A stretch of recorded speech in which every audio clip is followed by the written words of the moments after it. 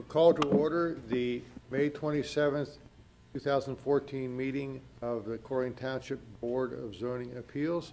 We will begin with the Pledge of Allegiance.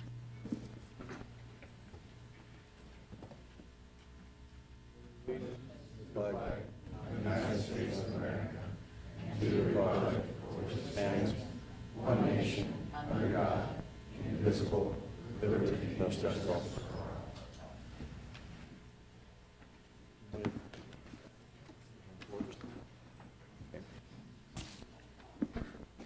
Good evening. We'll begin with a statement of procedures so everyone understands the order of go this evening. For those not familiar, a brief explanation is in order.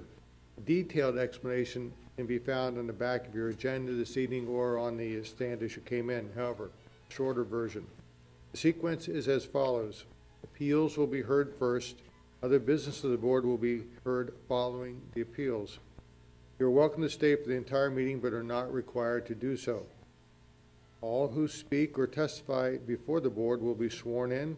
This may be done either as a group or individually. Anyone addressing the board is requested to use the speaker stand, and each person is asked to give his or her name and address when first testifying. Our meetings are recorded. Anyone speaking may be cross-examined by an attorney. All documents presented for each case may be accepted by the board. The chairman will rule whether additional items being offered will be accepted or rejected. The person presenting each case may also withdraw a document. Each case heard will first be presented by a staff member, usually the zoning administrator. Once the staff presentation is completed, the appellant will have the opportunity to present their case. Following the appellant's presentation, the chairman will ask anyone opposed to the appeal to speak. In some cases, there may be some time limitations placed on presentations. Next, the board will close the public portion of the hearing. Then the individual board members will begin their questions. Board members will ask individuals who have testified to return to the speaker's podium. And following the board's questions, a motion and second will be made by the members of the board to either approve or deny the appeal. It is important to note that the vote is called a straw vote. This vote brings forth a resolution at next month's meeting, which is the final order of the board. Finally, respect for this process and one another is paramount. Deliberations in each case are taken seriously by this board. Likewise, it is the expectation that respect will be accorded to everyone regardless of any emotion that may be involved. No disruptive behavior will be tolerated. This extends to all who have testified as well as members of the audience. Anyone being disruptive will be asked to leave the room. Thank you for your attention. As you note on your agenda, we have a full slate of cases to review. So we're going to be here for a while this evening, but we would ask you to be patient, and we will move through each one as best we can. Let's begin with a roll call. Mr. Price? Mr. Bartolt? Here. Mr. Reininger? Here. Mr. Roberto? Present. Mr. Martin? Here.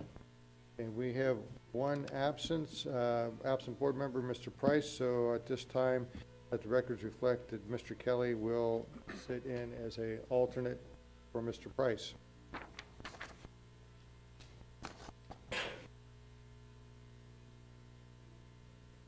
All right, so we are going to do the swearing in. So anyone who has either signed in or plans to testify, I will ask to stand and raise your right hand.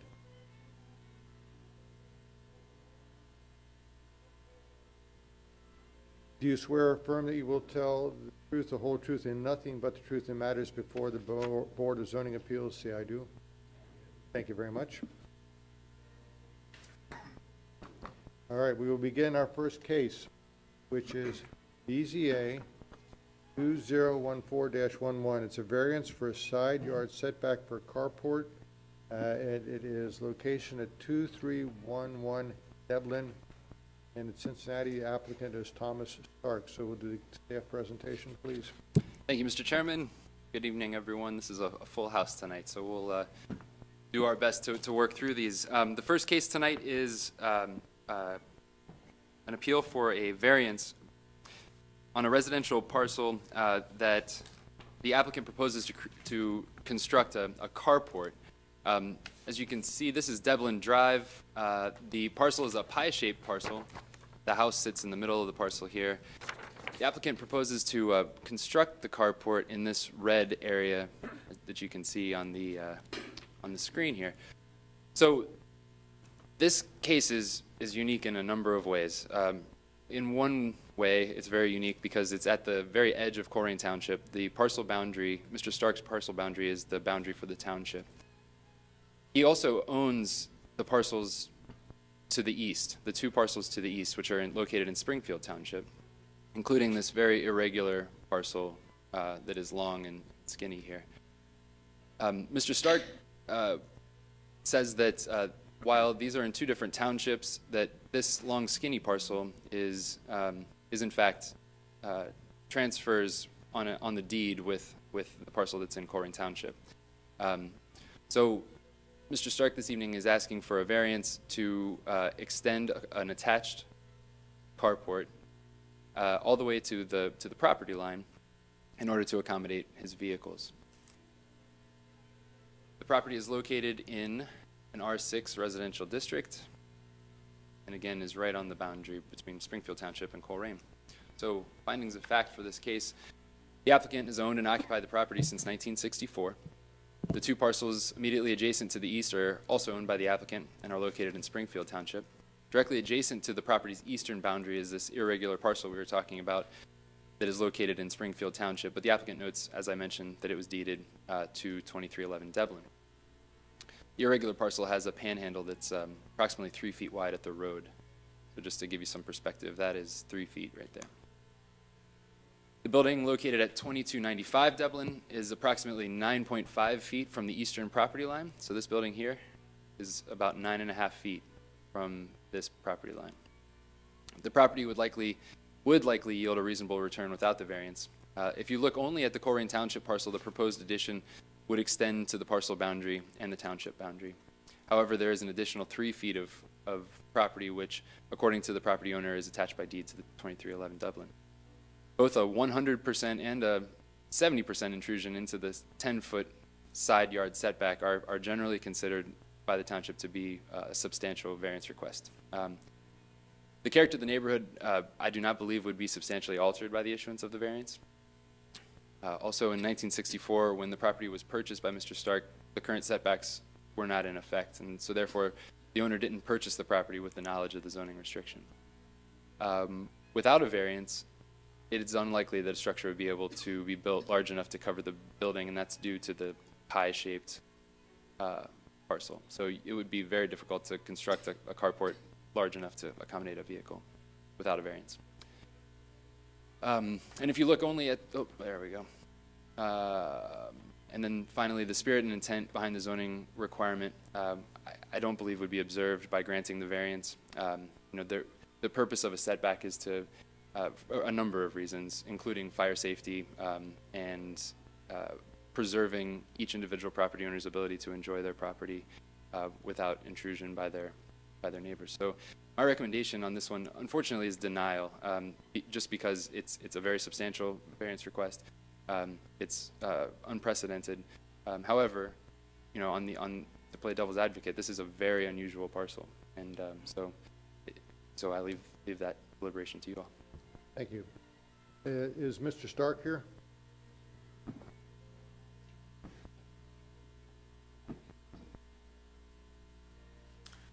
Yes, good evening. I'm Thomas Stark. I live at 2311 Devlin Drive, and we lived there for going on 51 years. And I'd like to appeal the denial on the basis of the fact that we own the other properties as well as this one in the neighborhood, and all of the properties are in excellent shape. We in no way let the property run down. The issue is that this property, as we found out in 2002 when we acquired the property next door, the house evidently should not have been built originally, because evidently the footprint of the house and the size of the lot did not conform. So we bought the property next door and added the strip that the staff reported to you that odd-shaped strip. We agree that the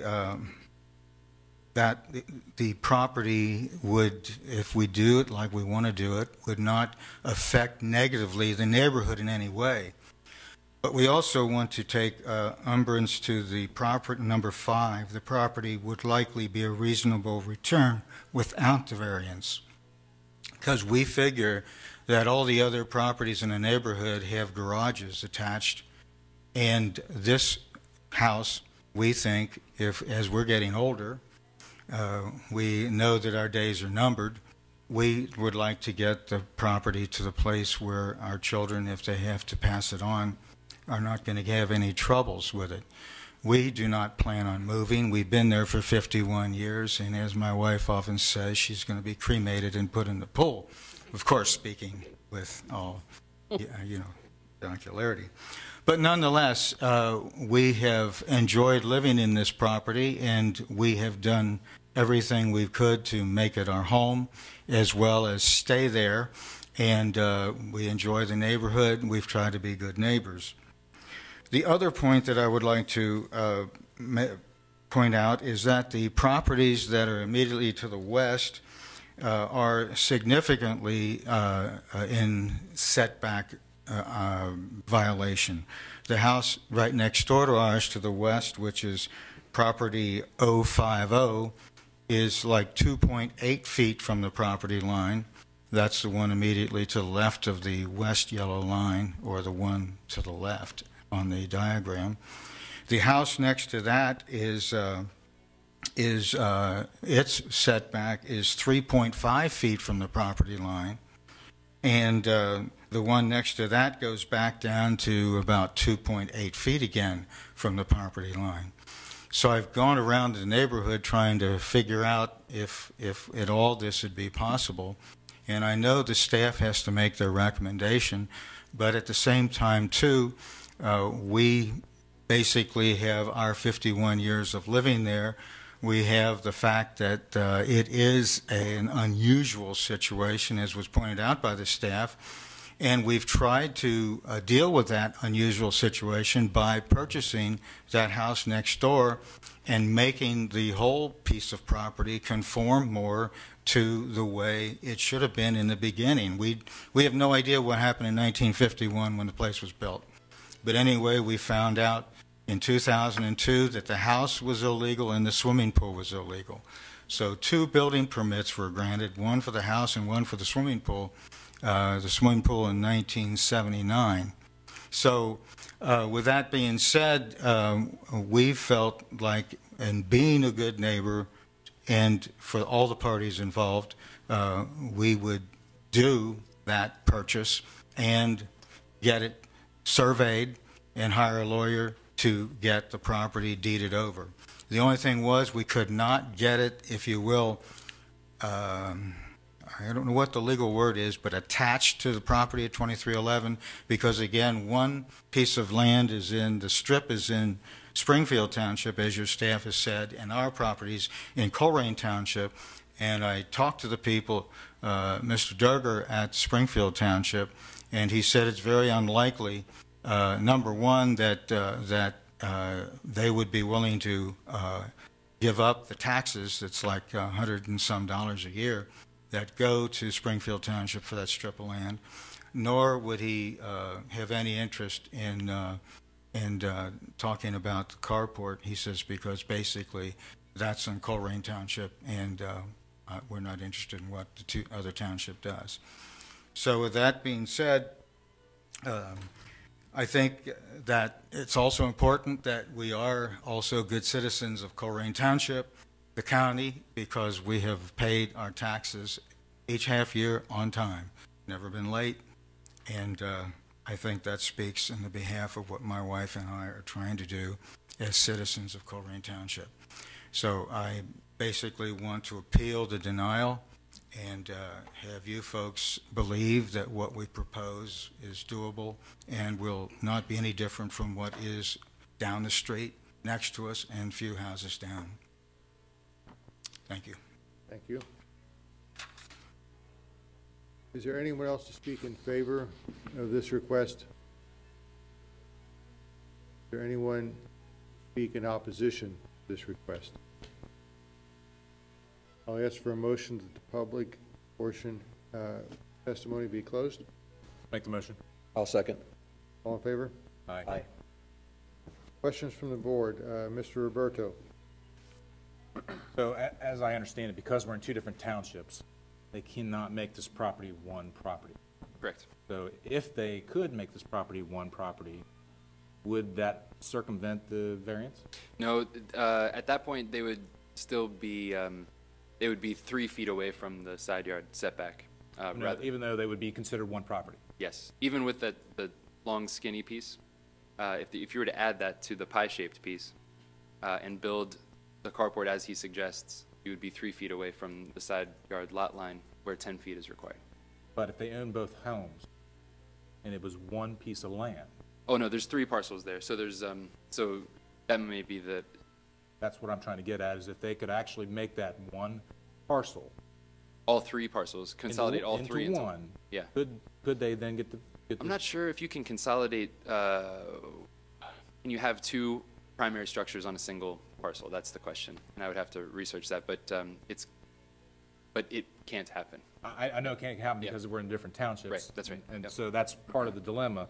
But I guess is I'm getting at is if both properties were in Colerain Township, let's say, Yep, and they made it all one parcel, yeah, would we then allow this carport? right. So if you were to take all 3 parcels and combine them into one parcel, then the question is, can that be, would our zoning resolution allow there to be 2 primary structures on a single residential lot? And that's Well, something that- it's already existing, so that's not, you can't change that piece of it. But if they made it one piece of property, could they then get a variance because they want to add a carport on one piece of property instead of 2 or 3 separate properties?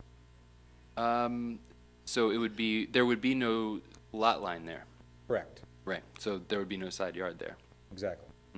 So, I mean, it legally, if they weren't in separate townships, they potentially could do that. I'm not sure. I'm not, the question would be, is it possible, like, would our zoning resolution allow there to be 2 primary structures residential structures on a single parcel? And that's, the answer to your question is the answer to that question. Right. So I can try to find that out here.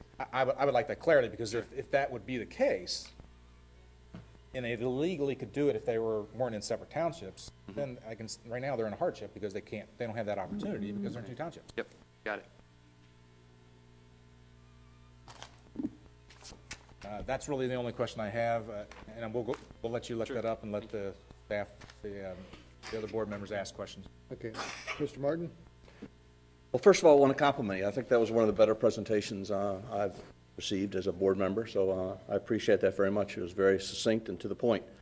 I'm also persuaded, quite honestly, and I'm usually not, but here I am persuaded that this is a kind of an unusual circumstance. Are you at all concerned about the property value declining next door because of the proximity of the carport? Not because. Mr. Stark? Come to the podium. Come to the podium, please.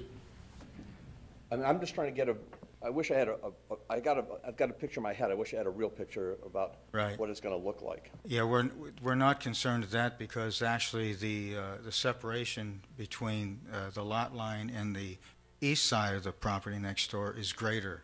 And currently, from the house on the east side, which is the one that we took the land from, that house is 9 feet from the new property line of the east side of the strip, and it's like 10.5 feet from the other property line on the east side.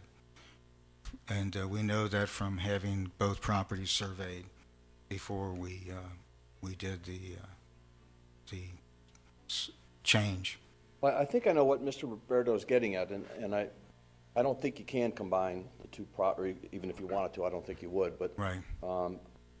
I'm just trying to get a sense visually what it's going to look like if theoretically these were 2 different houses on one parcel. And I think I'm persuaded that this is a different enough situation that a variance is justified. So that's pretty much all I have. Thank you.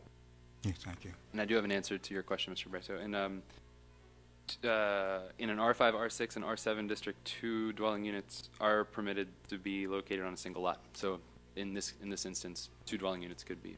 So if they were to change this to one piece of property, then they would not be in any variance violation. Right, because there wouldn't be a lot line there. Yeah. But since they're not given that opportunity because of the 2 townships, Yep. there is a hardship. There you go. Thank you. Okay. Mr. Buckland? Well, it was a similar question as far as the carport itself. Like, are you proposing typical wood construction? What And we'd I'm like to assuming do, it's open on all sides? we'd like to have a peaked roof to match the house itself. What I did is I took a picture of the garage across the street and I photoshopped it. I have it with me. And the only thing that would be different is that it won't have brick walls, but it'll have an opening to the east side where the property where the strip is. But it would have a peaked roof matching the slope of our house. And it would also, as I mentioned in the letter, extend back a little bit so we cover the side door, because we currently have trouble. As we're getting older, we have snow accumulating on that side step, and it's on the east side, and it seems like in the shadow of the house it never disappears. And so we want to, if you will, solve 2 problems with the one with having the cars covered and the other with having the stoop covered. Did that answer your question? Well, one of my questions was, and I don't know if we can stipulate, we have masonry or steel right up against the lot line. Well, the Ohio Residential Building Code is going to require that building be fire rated because it's built at a 0 lot line. So that we don't need to require that because Ohio Building Code already does. Okay. And then I guess you don't have enough width to have 2 cars side by side, right, at the narrow point? Well, we're hoping that we can get a car in and one parallel to the. We both drive Hondas, so Yeah. we're thinking that the Hondas will fit. I measured it out, and if we don't open the doors too widely, we can. That's all for my question. Mr. Kelly? Yeah, one of the questions I have in it, you said you're gonna match the roof. And Yes. You're an open gable coming through the side, I think. Okay. So, do you plan to follow that brick gable on out, just parallel with Yes. the front of the house? Right, correct. So, and when you do that, it's not gonna fall into any front setback requirement? No, That's- because I think that it keeps that front line equal to the, yeah, Right. it doesn't get any closer. Yes.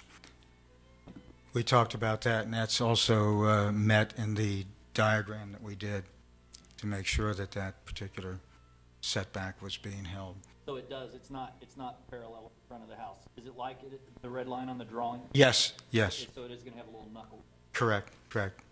It'll sort of like follow the curvature of the street. Yeah, That's all I have. thank you. Mr. Stark?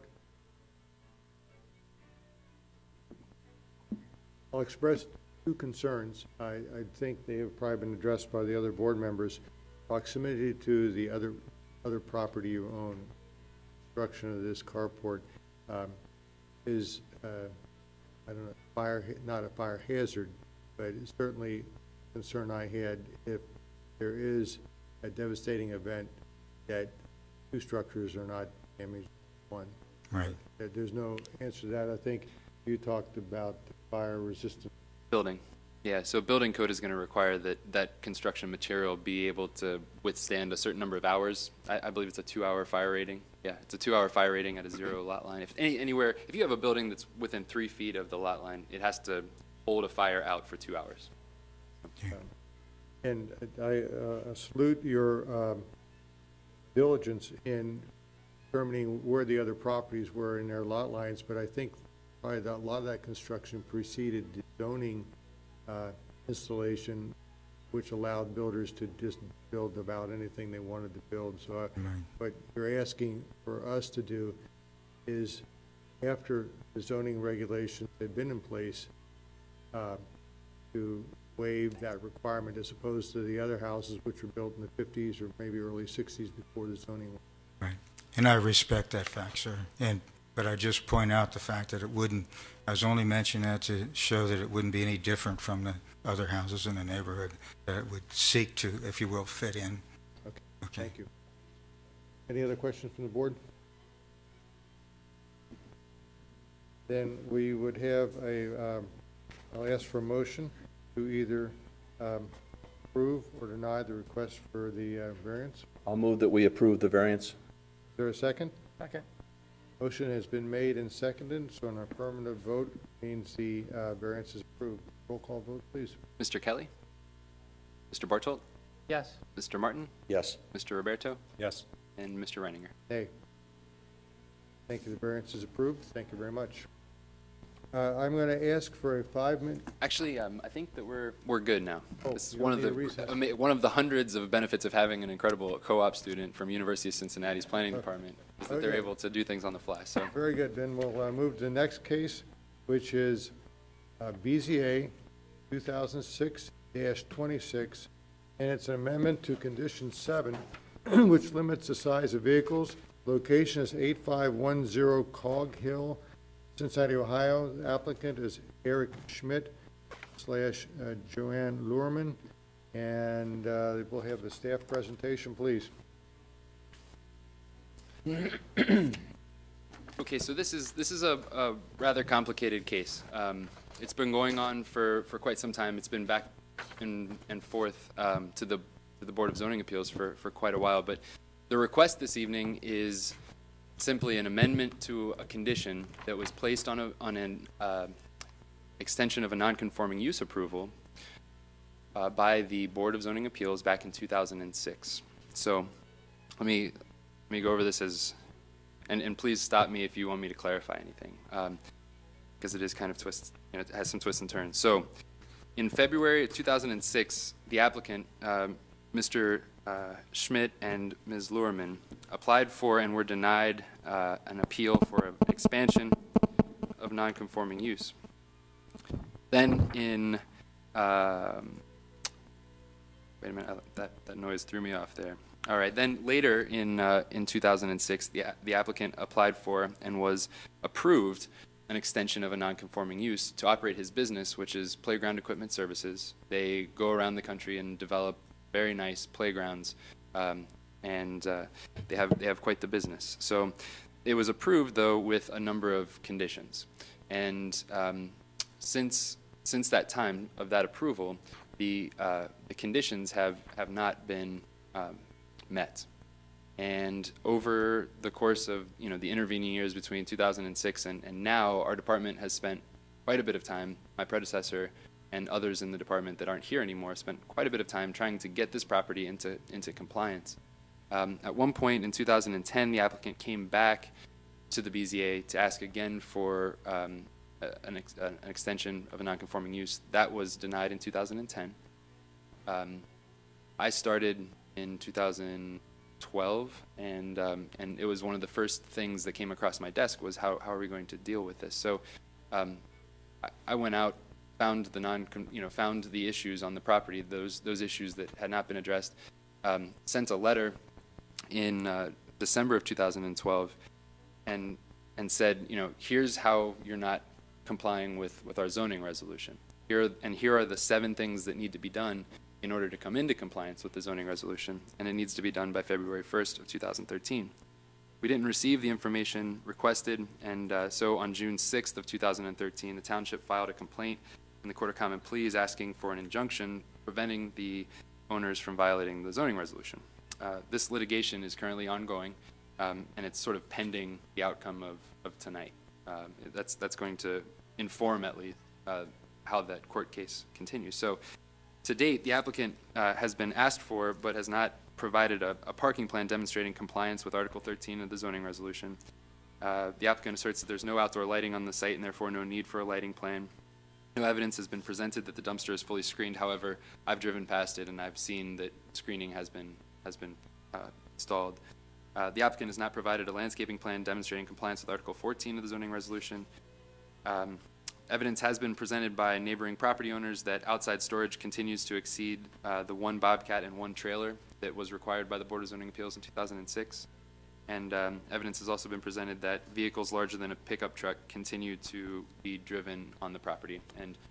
And that really is the issue that we're going to focus on tonight, is this issue of vehicles larger than a pickup truck going onto the property. So the applicant has his business here, and he has conveyed to me that it is necessary to have vehicles larger than a pickup truck enter his property. But the board said you can't, so I said, if you need that, but you can't have that, then you need to ask the Board of Appeals to change that condition. And so that is what he is doing tonight.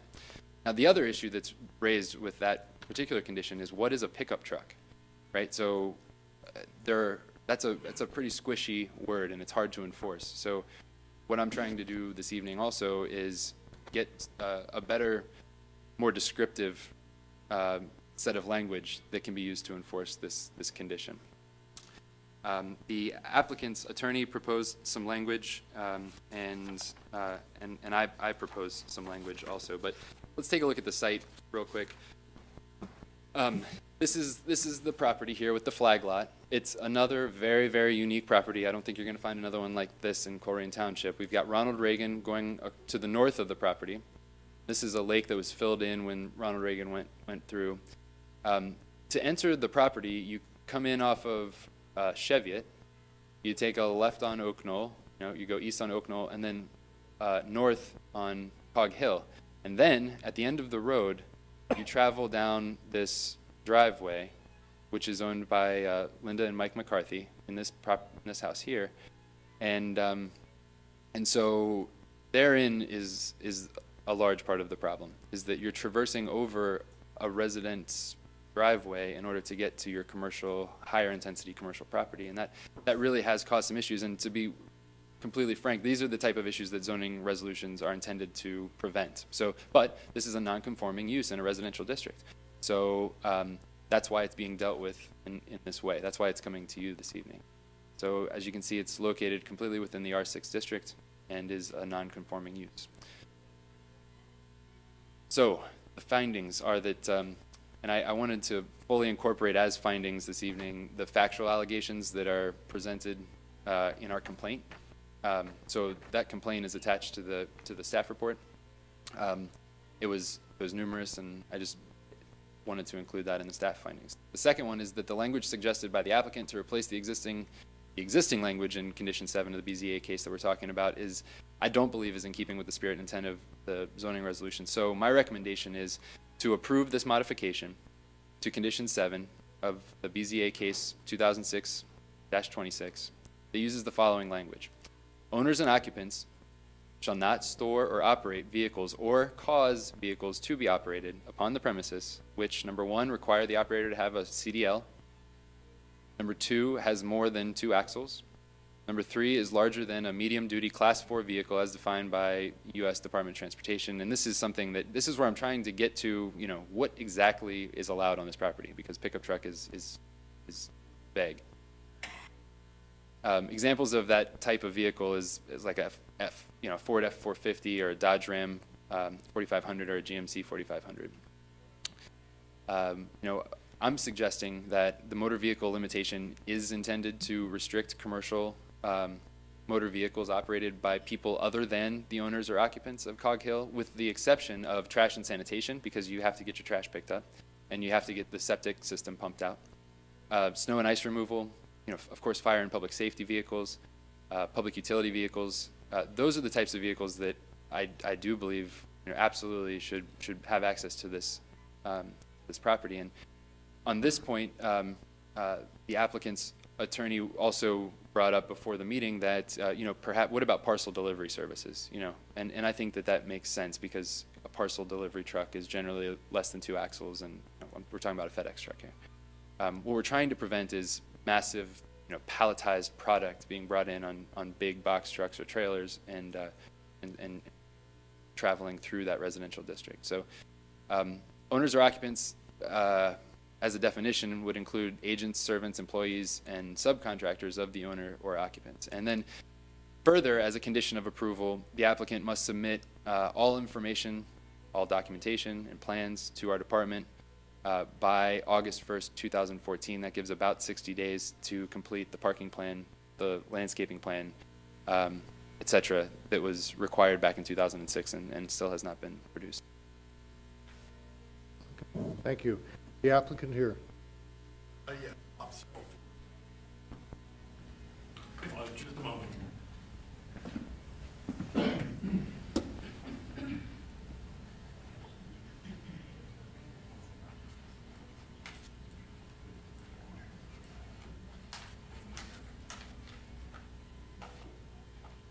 Thank you. My name is Bob Settle. I'm an attorney.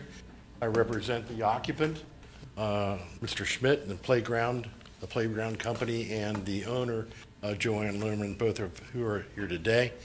Mr. Chairman, board members, Mr. Mills, Mr. Salman. Your address, sir? Thank you. Your address. Oh, my address? Yes. It is 7265 Kenwood Road, Thank you. Cincinnati 45236, Suite 150. I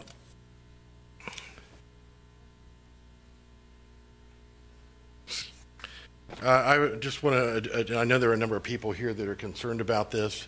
I think the subject of tonight's discussion basically involves section 7 of the previous rulings of the board, and basically limited to that. And I think Mr. Mills is correct that the major problem is, what is a pickup truck? If you refer to the staff recommendations here, paragraph 1, we can agree to that. And in clarification, a class 4 vehicle does not require a CDL. And of course that reflects, a smaller vehicle than a class 5 or 6 or larger, such as tractor trailer trucks and such. If you think of probably the largest pickup truck that you can think of, that would be a class 4. And you're essentially talking about 2-axle vehicles that can't carry much of a load in them. And the examples are the 450 Ford, the Dodge Ram 4500, and the GMC 4500. The part that we do have a little bit of a problem with is what if a vehicle beyond my client's control comes down the driveway? Mr. Schmidt informs me that he doesn't have any control over those vehicles. Occasionally, Federal Express or Roadway will send out a truck that's larger than a class 4, which he doesn't have any control of. He reports to me that only happens maybe 3 times a year or so. Most of his equipment is delivered to the playgrounds in the cities and townships and school systems that are his customers. So you're not having a situation where the products that he sells are primarily delivered elsewhere. It's just an occasional delivery of something that might be larger. Now, probably the biggest contention here is whether a large box truck that still has 2 axles, would be allowed in there. Wouldn't you think that's correct, Mr. Mills? That is a bone of contention. Yeah. And he does own one of these. It's a large box truck, but it's just large. It isn't, it doesn't have the weight that makes it a class 5. It's still a class 4. It doesn't require a CDL. And of course, one of the aspects here is, destruction to pavement and commercial vehicles coming up and down city streets. It's certainly of a size that's about medium to what goes up and down the streets on a daily or a weekly basis, just delivering things to the residents that are in the neighborhood there. But it's only bulky. It's not really a large truck. It's not obtrusive in that way. So the main problem would be in the recommendation, holding my client, a problem with holding my client to that restriction when he has no control over a vehicle above a Class 4 going on the property. You just simply cannot do that. You know, you can read, and I won't go through this too much. Mr. Schmidt can, you know, speak a few words to this, but, you know, it's essential to his business, as any business would be, you know, that occasionally things need to be delivered there.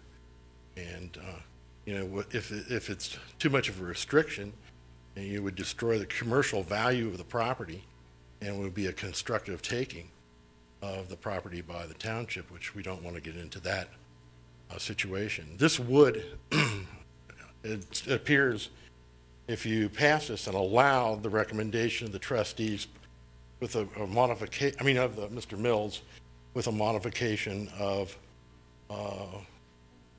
you know, the control by my client, and that probably would resolve litigation down in the common court.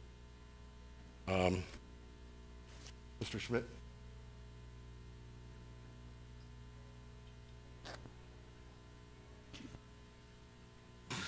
Good evening, gentlemen. Your name and address, please. Eric Schmidt, 2980 Deal Road, Cincinnati, Ohio, 45211. Thank you. Gentlemen, this is it is a commercial building. It is a warehouse, built and designed as a warehouse. It has been used as a warehouse for going on 50 years since it was built. That's why it was designed and built as it is. As far as what Mr. Mills said about the information that was missing, I apologize for that. I do believe that we had turned everything in with regard to the landscaping plan and the parking plan that was drawn by Abercrombie and Associates several months ago. I will refer to that after the meeting and make sure that that stuff, you have that information as quickly as possible. As far as the vehicles on the property,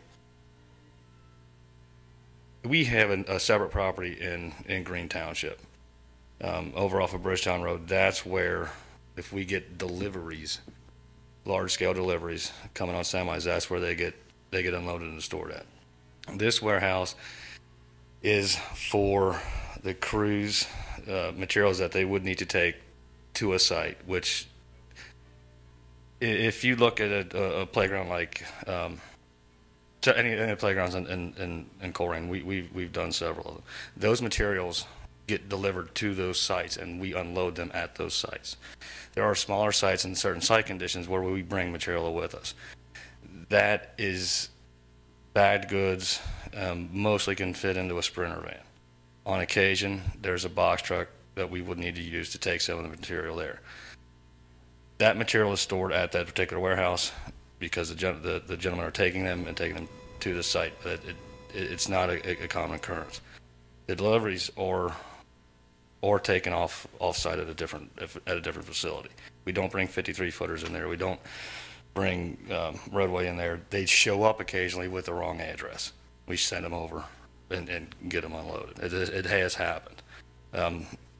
Delivery company with several addresses to go to, and that has happened. But we don't make a point of that. As far as the trucks that already are necessary to come to the property, they're bigger than the ones that we're asking to have a variance for. They're the compactor truck from the dumpster, a much bigger truck than anything that we could possibly have. The sanitation truck for the septic system is a much bigger truck than anything that we would have. So it is accessed and it is used. Our operations are mostly out of the county, out of state, a lot of Northern Ohio, Missouri, and Michigan. So the crews really aren't really here. They like the guys left this morning and they're gone all week. So it's not like it's a constant barrage of traffic. The only people in the warehouse until Friday will be me and the office manager. So it's not like we're bombarding with equipment, delivery equipment. It's just not the operation that we run. So, but it is a useful facility. We do take care of quite a few families out of that facility. good jobs, good paying jobs, and we like the area. We want to stay in Green Township, and I hope you're able to clarify the number 7 on our appeal. Thank you, gentlemen. Anyone else to speak in favor of this request for variance? Okay, if there's no one else to speak in favor, is there anyone to speak in opposition to this request for variance? All right, sir? One at a time. Your name, address, please. Michael McCarthy, address is 8514 Coghill Lane. I am the owner of the property that they have to cross to get into this facility. First of all, I'd like to start, I just want to clarify a few pictures. Is it possible to do that, Jeff?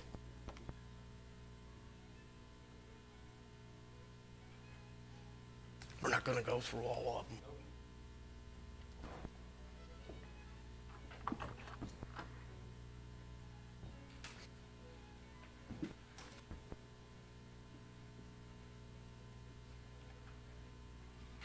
While he's doing this, gentlemen, I have a camera outside the corner of my house that physically takes a picture of every vehicle coming in. Eric says minimal traffic. It's not. I produced 35 to 50 vehicles per day coming through my property. As far as out-of-town work, if that many vehicles are coming through per day, how many employees do you have?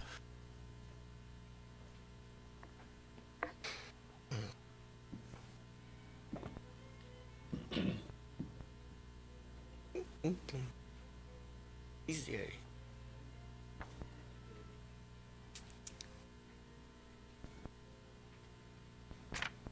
I might apologize, gentlemen. I traveled all the way from Iowa to be here for this meeting, and we just got our registered letters last Monday, and just really wasn't enough time.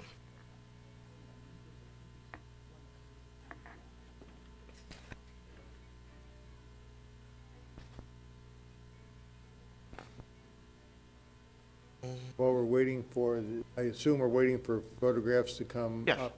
Okay. Is there anyone else to speak to this? No. Please come up and identify yourself. My name's Linda McCarthy. I live at 8514 Coghill Lane. Thank you. One of the things that I wanted to mention was that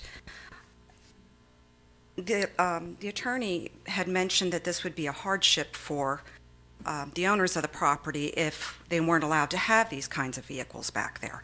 And, you know, we've been at all these meetings since this has first come about, since 2006, before they were approved. And, the testimony from those meetings made it very clear what Mr. Schmidt was asking for at that time. All I have from those meetings, I have the minutes that the board produced from the 2006 meeting where they got their approval. And some of the testimony that Mr. Schmidt gave indicated that to the board that everything that they had would fit into a pickup truck or a van. They say that, and this is a quote from the minutes, he said that the base of their operations is not in Colerain Township. They're simply using this building for storage. As far as excessive traffic, there are 2 guys. They have 1 pickup truck. Traffic is, at best, 2 to 3 trucks per day. And then he goes on further to say, he said that the employees are not there very often. Most of the work is out of state. Everything fits in a regular size van. And then later on it says, Mr. Mattingly asked Mr. Schmidt, how many vehicles are there on a weekly basis? He replied, daily during the summer, 1 pickup truck.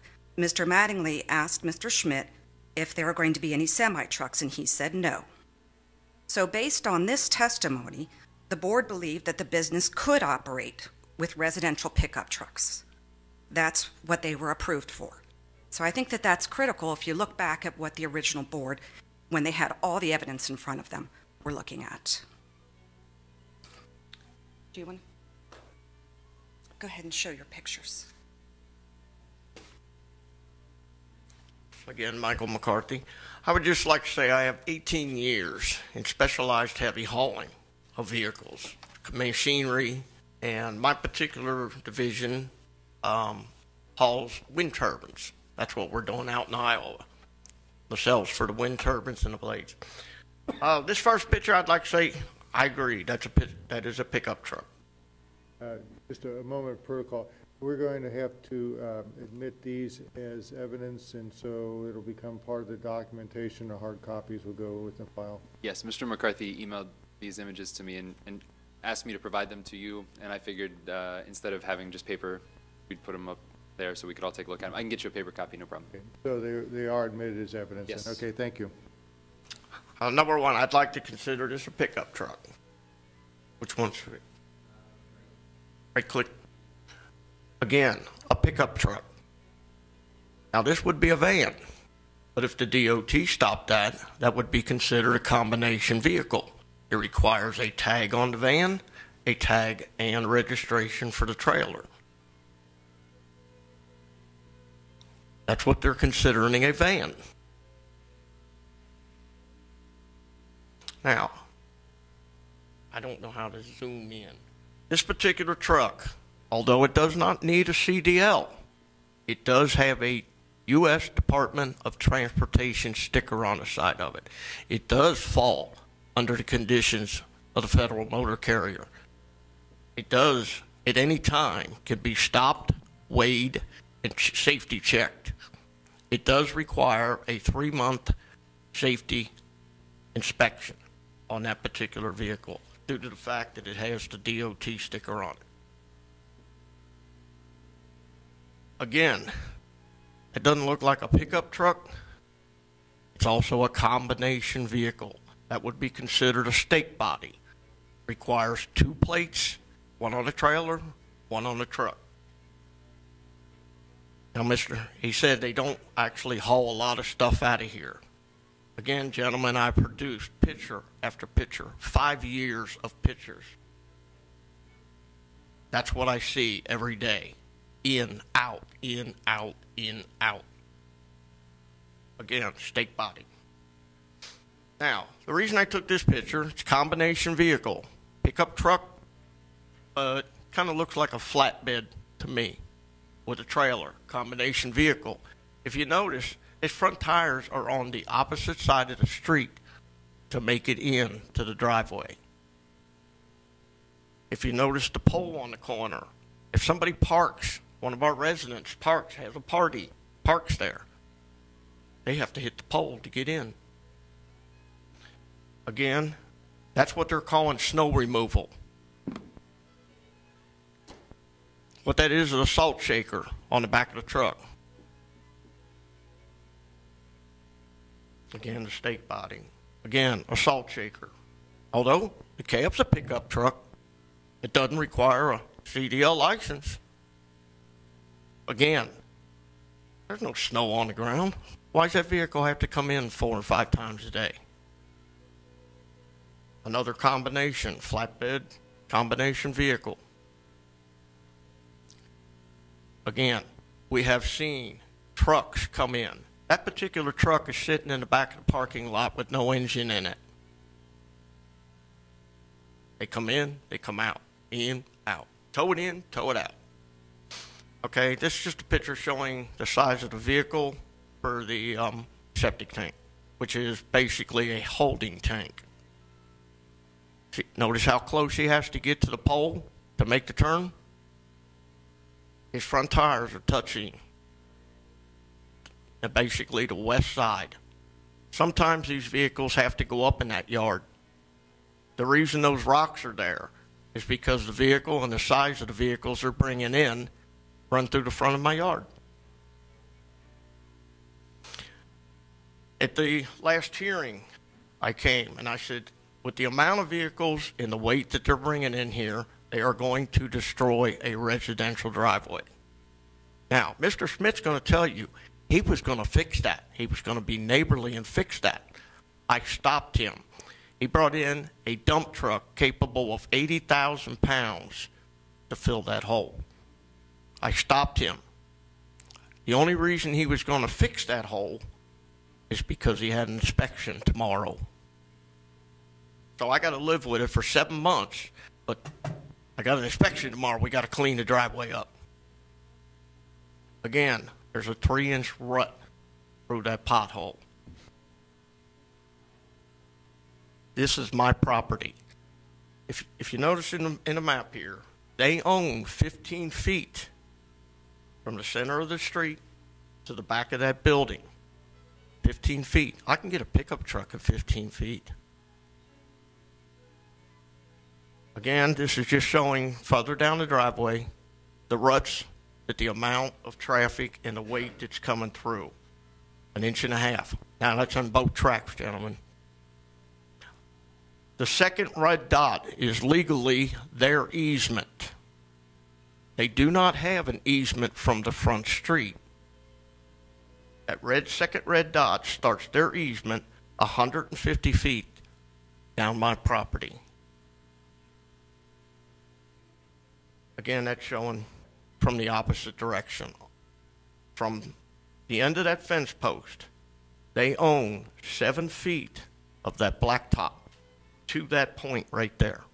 The rest is grass. And I'd like to add, I've been maintaining that property for 15 years. I cut the grass. I shovel the driveway. I plow the driveway. They have a snow system, a plows. In the last hearing, Mr. Eric told the council or the board, why can't you plow that driveway? Because it's a liability.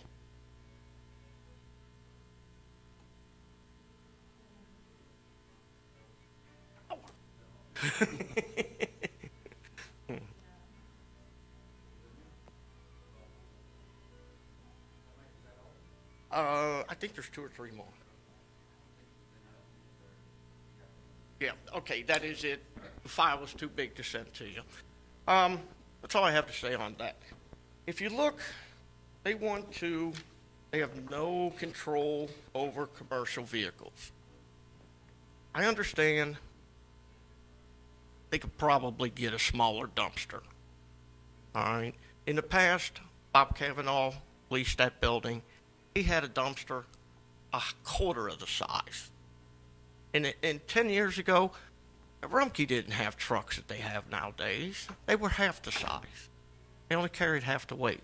Now we're trying to bring in an 80+ thousand vehicle.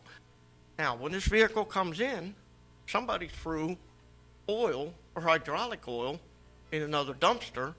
You could see a stream of line all the way up Cheviot, all the way down Oak Meadow, all the way down Cog Hill, all the way down to pick his dumpster up, and the oil leaks all the way back up. Any of the residents can vouch to this.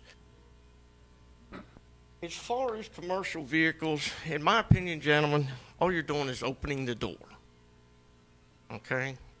Commercial vehicle. Well, we need deliveries. If you give them the right, they're going to take it. They're going to take it and run. This property is not designed. My driveway is residential. It just can't handle this kind of weight and this kind of traffic. Also, I have 6 grandchildren.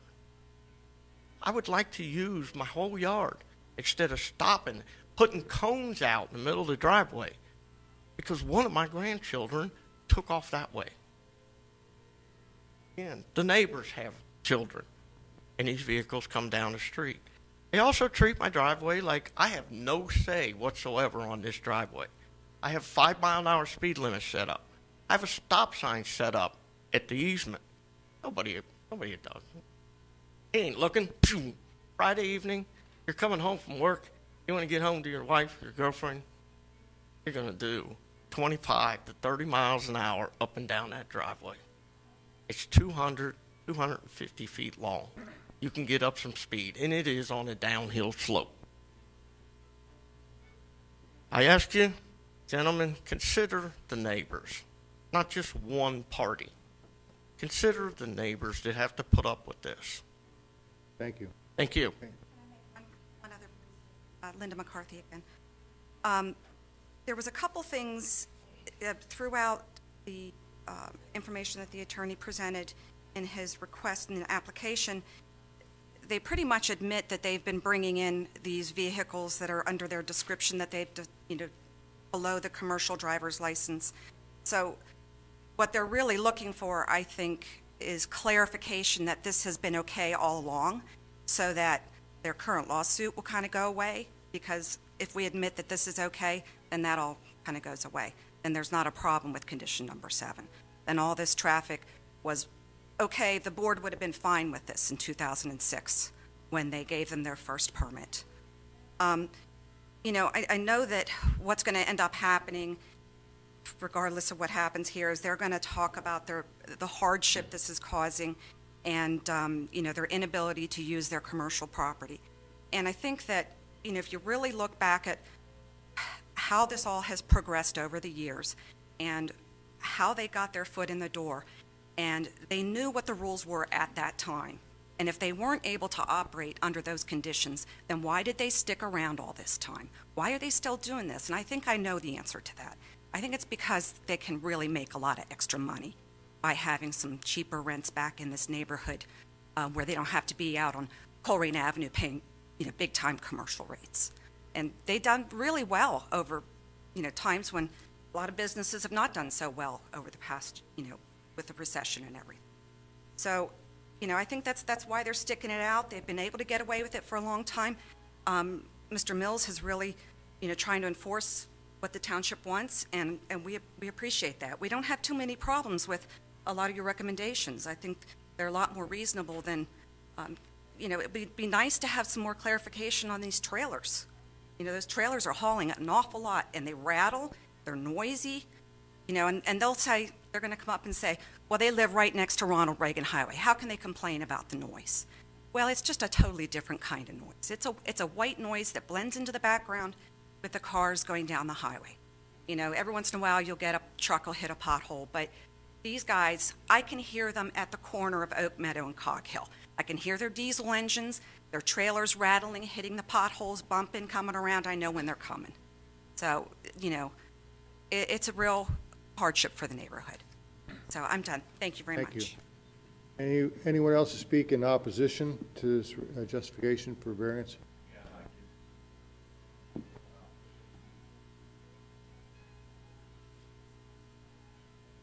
Your name, sir, and address? Barry Honkamp, 3500 Oak Meadow Lane. And you were sworn in, correct? You were Yes. sworn. Okay. Great. Continue. I basically witnessed a lot of traffic going through there that's more than, like Mike said, a pickup truck. You got the combination vehicles, Bobcats, the heavy stuff going back through there, busting up his driveway. And I've witnessed a 53-foot, 80,000-pound vehicle back down the side street at the end of Cog Hill, unloaded it with a forklift and a clamp to pull everything back, set it on around on the street, and then drove it back there with the forklift because they couldn't possibly get the semi back there. My neighbor next door, Homer Wrinkle, he's not here tonight. Okay.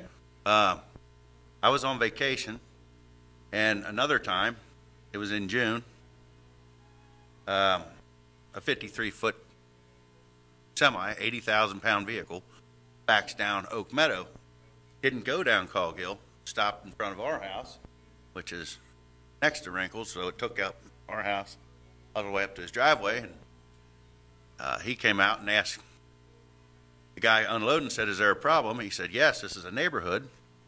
What's the semi doing back here? Well, then did the same thing, unloaded it all and took it back. That's Gina here. She's got 2 new babies. They're almost 2.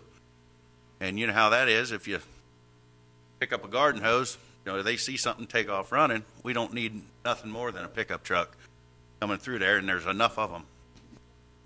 There's a lot of them. That's basically what I want to say. Thank you. Anyone else speak in opposition?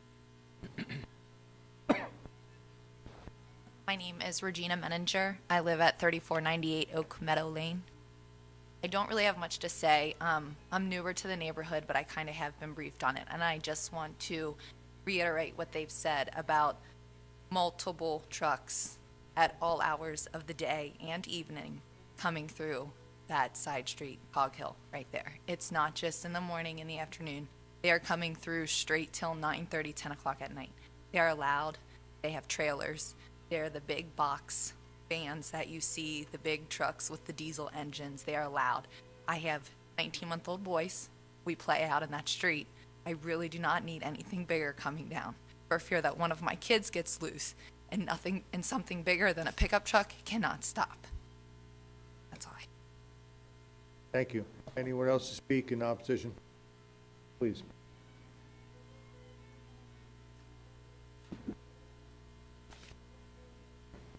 My name is Joan Hodkamp, and I live on the 3500 Oak Meadow Lane on the corner. And I've witnessed quite a few of the trucks pulling trailers. They have a very hard time making that sharp turn into the driveway. And then also, I wanted to add that on a Sunday, a noisy truck coming out on a Sunday pulling a trailer. And I thought, oh my, even on Sunday. And let's see, then I saw a big truck coming in with, loaded down with stacks of lumber on it. So it is true, they're having all that traffic in and out. Thank you. Okay, thank you. Anyone else speak in opposition? Mr. Reininger? Mr. Chairman, I received a letter today that she asked me to read into the record. Anna Hamaranth, I believe is the name, at 3470 Oak Meadow Lane.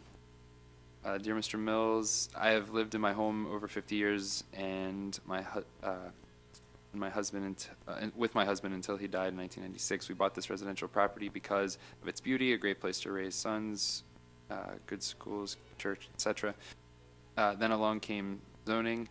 The ones in the know did their thing, and we had no resources, I believe, recourse. We need to protect our property value. We, and especially our neighbors at the entrance, don't need any more traffic or noise. Thank you, Anna Amaranth.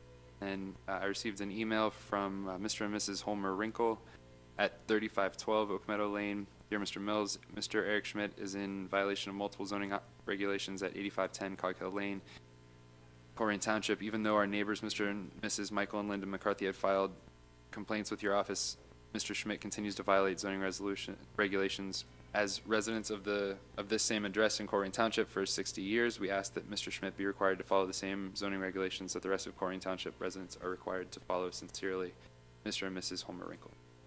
Thank you. At this point, I'll ask for a motion to close public part of our procedure. I'll move we close the public part. Second? A second. Motion's made and second. All in favor? Aye. Aye. And we'll begin with board questions. Mr. Roberto.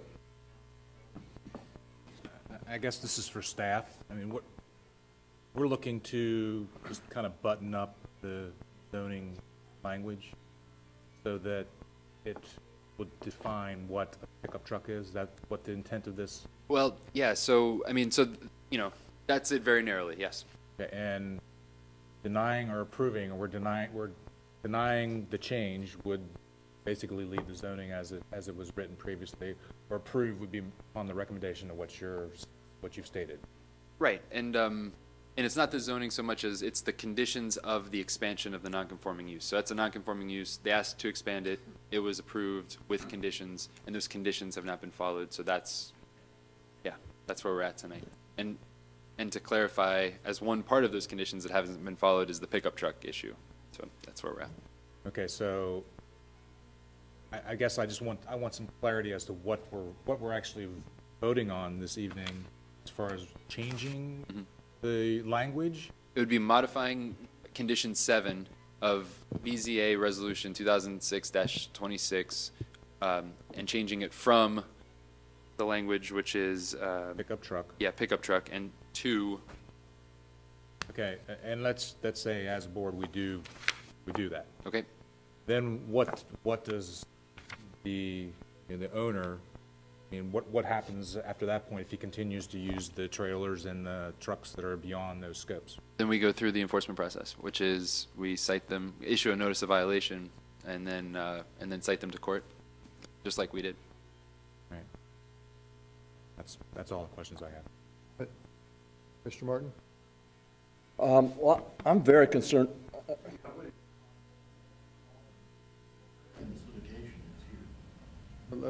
Let's, My question was to staff. I just needed clarification of what we were voting on. It wasn't a direct question to anyone in the audience. If you want to come up later on, we can probably give you that opportunity. Martin?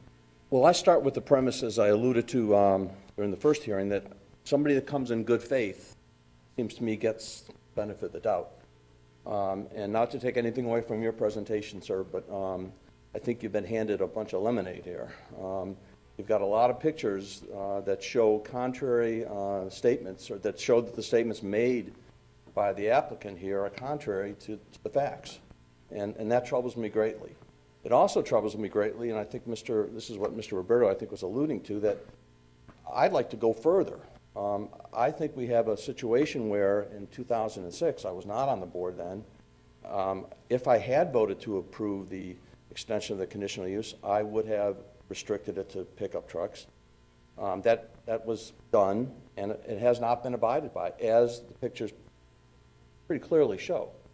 The other thing that disturbs me greatly is that we're kind of trying to fix a problem by giving you another break when you haven't met, and I'll ask staff, they have not met the 7 requirements that were supposed to be met. Now, I know that the applicant stood up here and said, well, I thought those were sent in, but some of them don't require just submittals, they require construction. And if I'm not mistaken, that hasn't even been done. I think the whole thing is kind of, it's sad, really, especially where there's another location in Green Township that's available. I appreciate your vigor in your argument, but I did not appreciate the constructive taking statement, because there is no constructive taking here. Your client agreed to these provisions in 2006, took the property with those conditions in 2006, has not abided by those conditions, and I am a lawyer, but I can't speak for a judge. I can't imagine a judge taking any position that this would be a constructive taking if we enforce these requirements. So I guess I think I'm trying to say what Mr. Roberto was saying, and that is I want to make sure that the only thing going up and down this street is pickup trucks. And I'm still unclear exactly what is supposed to be delivered. If you're talking about picking up screws and stuff and equipment, tools and that kind of thing that the people need to go out to these sites, that's one thing, and that all can fit into a pickup truck. The stuff I saw being delivered is not stuff that is consistent with the statements that were made in 2006 as read by the McCarthys. And I know it's very difficult to stand up here and make those arguments, so I do applaud you for your clarity on that. I'm just befuddled. I also want a statement as to exactly what we're voting on, and I want to, if it's up to me, I want to impose the restrictions as of 2006. I don't have any authority over the code enforcement officer, but I would strongly recommend that he make regular visits to this site to make sure that those requirements are being met. And that's about all I have to say. I could address. Absolutely. If you look at, first of all, in meetings, there was only one thing that we needed, which was, according to my notes, was a resolution of number 7, and also we needed a landscaping plan. I understand that my client went to the landscaping board, is that right? Mr. Tettle, if you would just stay close to the microphone so we can record. And said that they didn't need a landscaping plan, and the... Who said they didn't need it? The landscaping?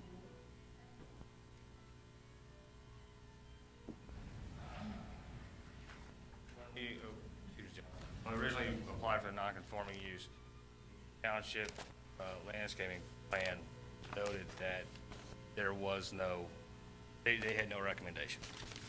And so, in a landscaping plan, because they said there's no recommendation for a landscape. As far as the parking plan was produced by Abercrombie and Associates, plus turned into the office. I don't know where how it didn't get in the correct hands, but they did do a parking plan. So I'm certain I can get a copy from their office. And get it to Well, again, I'm just going by what, So the landscaping board was dissolved in 2012, or right about the time that I showed up. So maybe it was before 2012 that you had that, yeah. but this letter is dated 2013, correct? The February letter telling you that you had to do these things? Correct, and in January 16th, 2013, I did receive a plan, but it wasn't sufficient to meet this was for parking. If there was an Abercrombie drawing, Abercrombie knows our resolution inside and out, and they do a great job. It's not in the file. So, I can... Again, you're more than welcome to say whatever you want. If it were just a situation where one or two of the, maybe we did receive it, maybe we didn't, I would say fine. But it's more than that, and I don't want to repeat what I said, but I think my position is well stated. I understand. You have to look also at the part of this.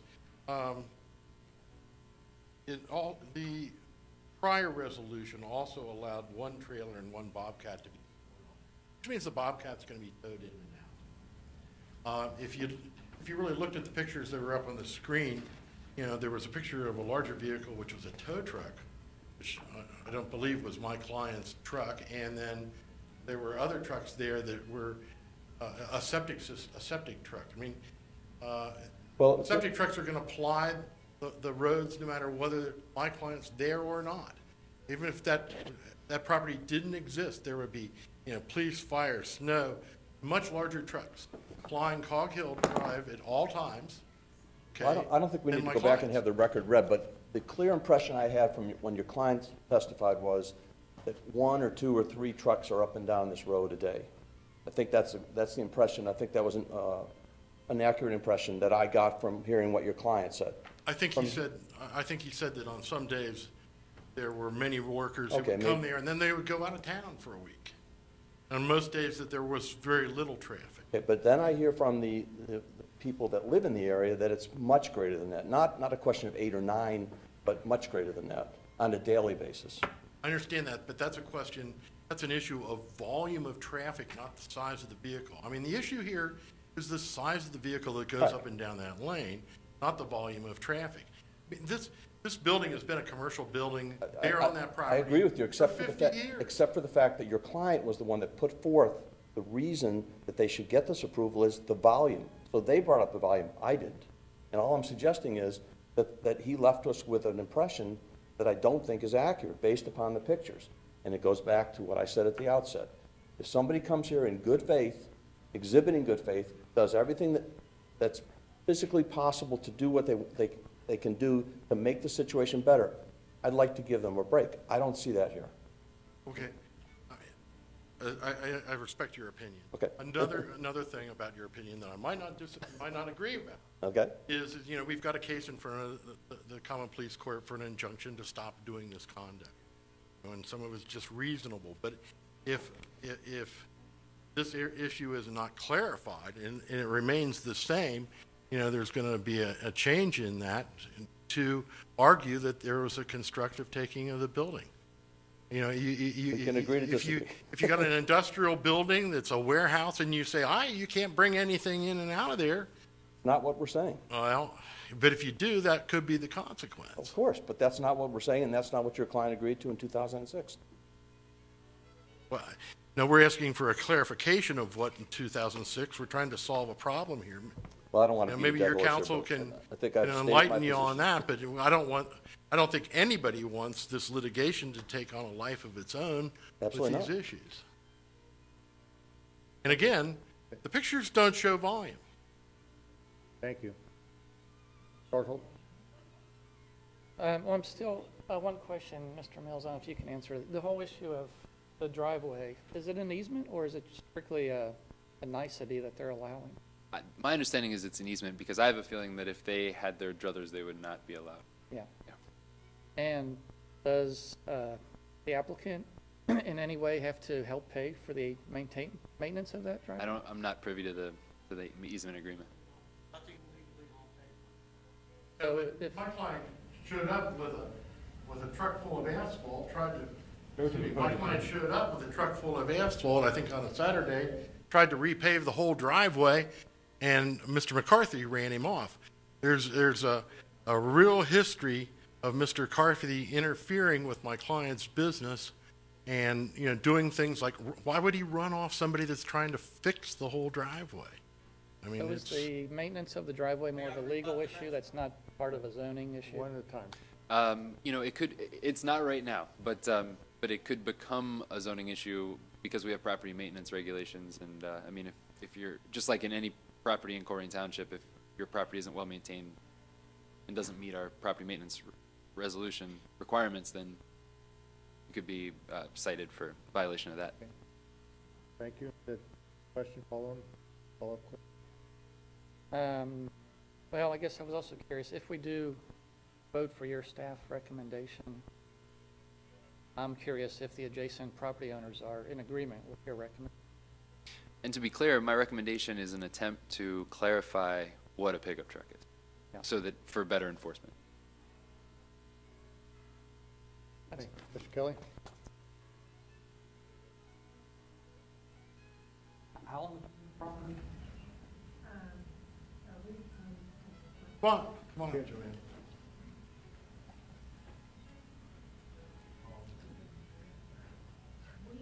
Would you state your name, please, and address?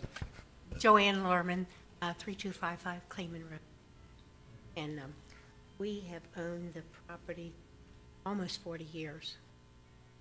We actually bought the property because Ronald Reagan ran through our business, and they took the property we needed to dry our tents in.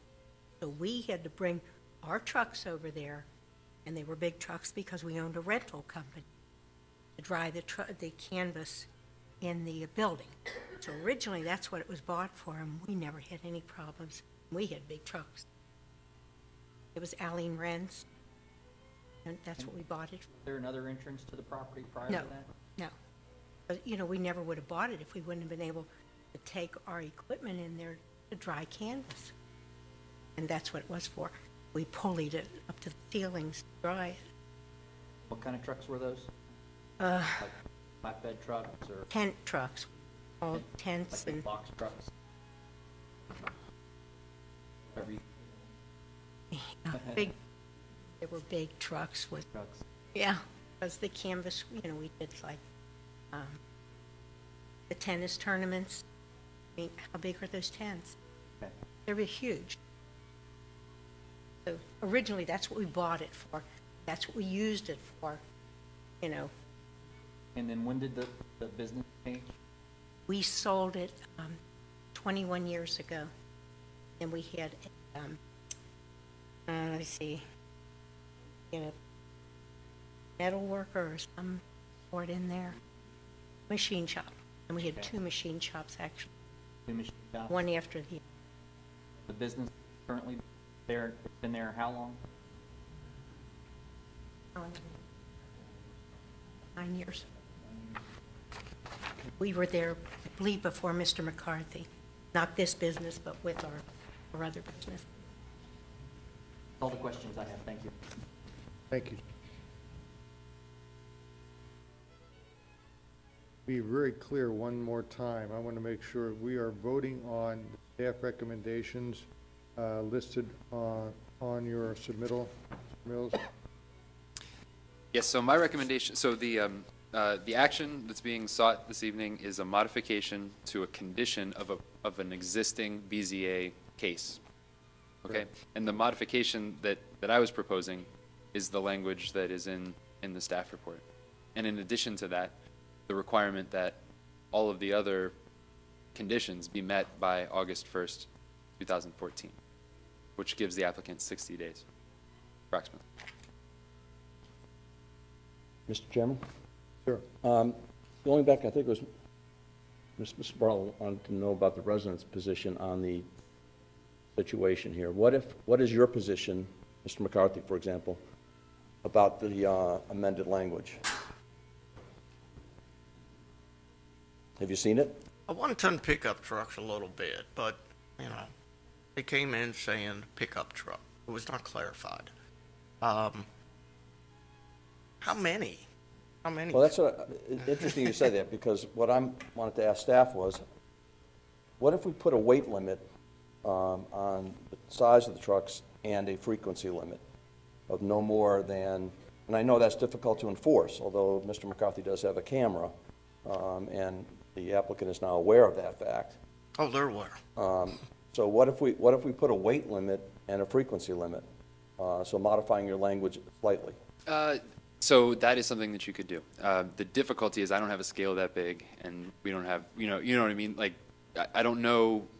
We could talk about the, what Scale for the trucks. what the spec is for the truck, yeah, and we could make some assumptions about the weight. It's possible. What I'm trying to do is make sure that whatever it is that we come out of here today is enforceable. Like that's the key, because it is so slippery and nebulous. So what happens if I get? So here's what would happen: is perhaps I get a picture of a truck, and then it would be incumbent upon me to determine its weight and frequency, and that's difficult, right? What about the combination vehicles, though? I mean, can we draft that in there as well, whether that's restricted or not restricted? So you're talking about the vehicles that have like the front end of a truck of a F450, for example, and then the back end of a flatbed. Or hauling a trailer behind it. I mean, so now your weight limit, you could have a one-ton truck as well as a flatbed trailer that you're hauling behind it that's, exceeds the 26,000 pounds that you require for CDL. US dot sticker on the side of the truck. Exactly. That would be for the box truck, that was referenced, but I'm talking about if they have a one-ton pickup and they have a flatbed trailer in combination with that one-ton pickup, now you're bringing a good amount of weight across this man's driveway that you're wearing it out. So we have a pretty good catalog of trucks that come in and out of this property, and we saw a good number of them. Right. What's that? Right. So if we were to have a picture guide to trucks permitted on this property, that would, this type of truck is permitted, this type of truck is not permitted. You know what I mean? And then that would give us a little bit more clarity, because that's what I'm looking for is clarity. But shouldn't the type of truck? Let's just do one thing at a time. Let's have these folks, are you finished at this point, or do you wish to relinquish the microphone? I had a question. Actually, Yeah, well, let's just have one person talk at a time. Are you? Actually, I agree with you. Truck and a trailer is a considerable amount of weight. They said truck. They didn't say combination, they said truck. We would like your vote on that. Okay. Mr. Settle.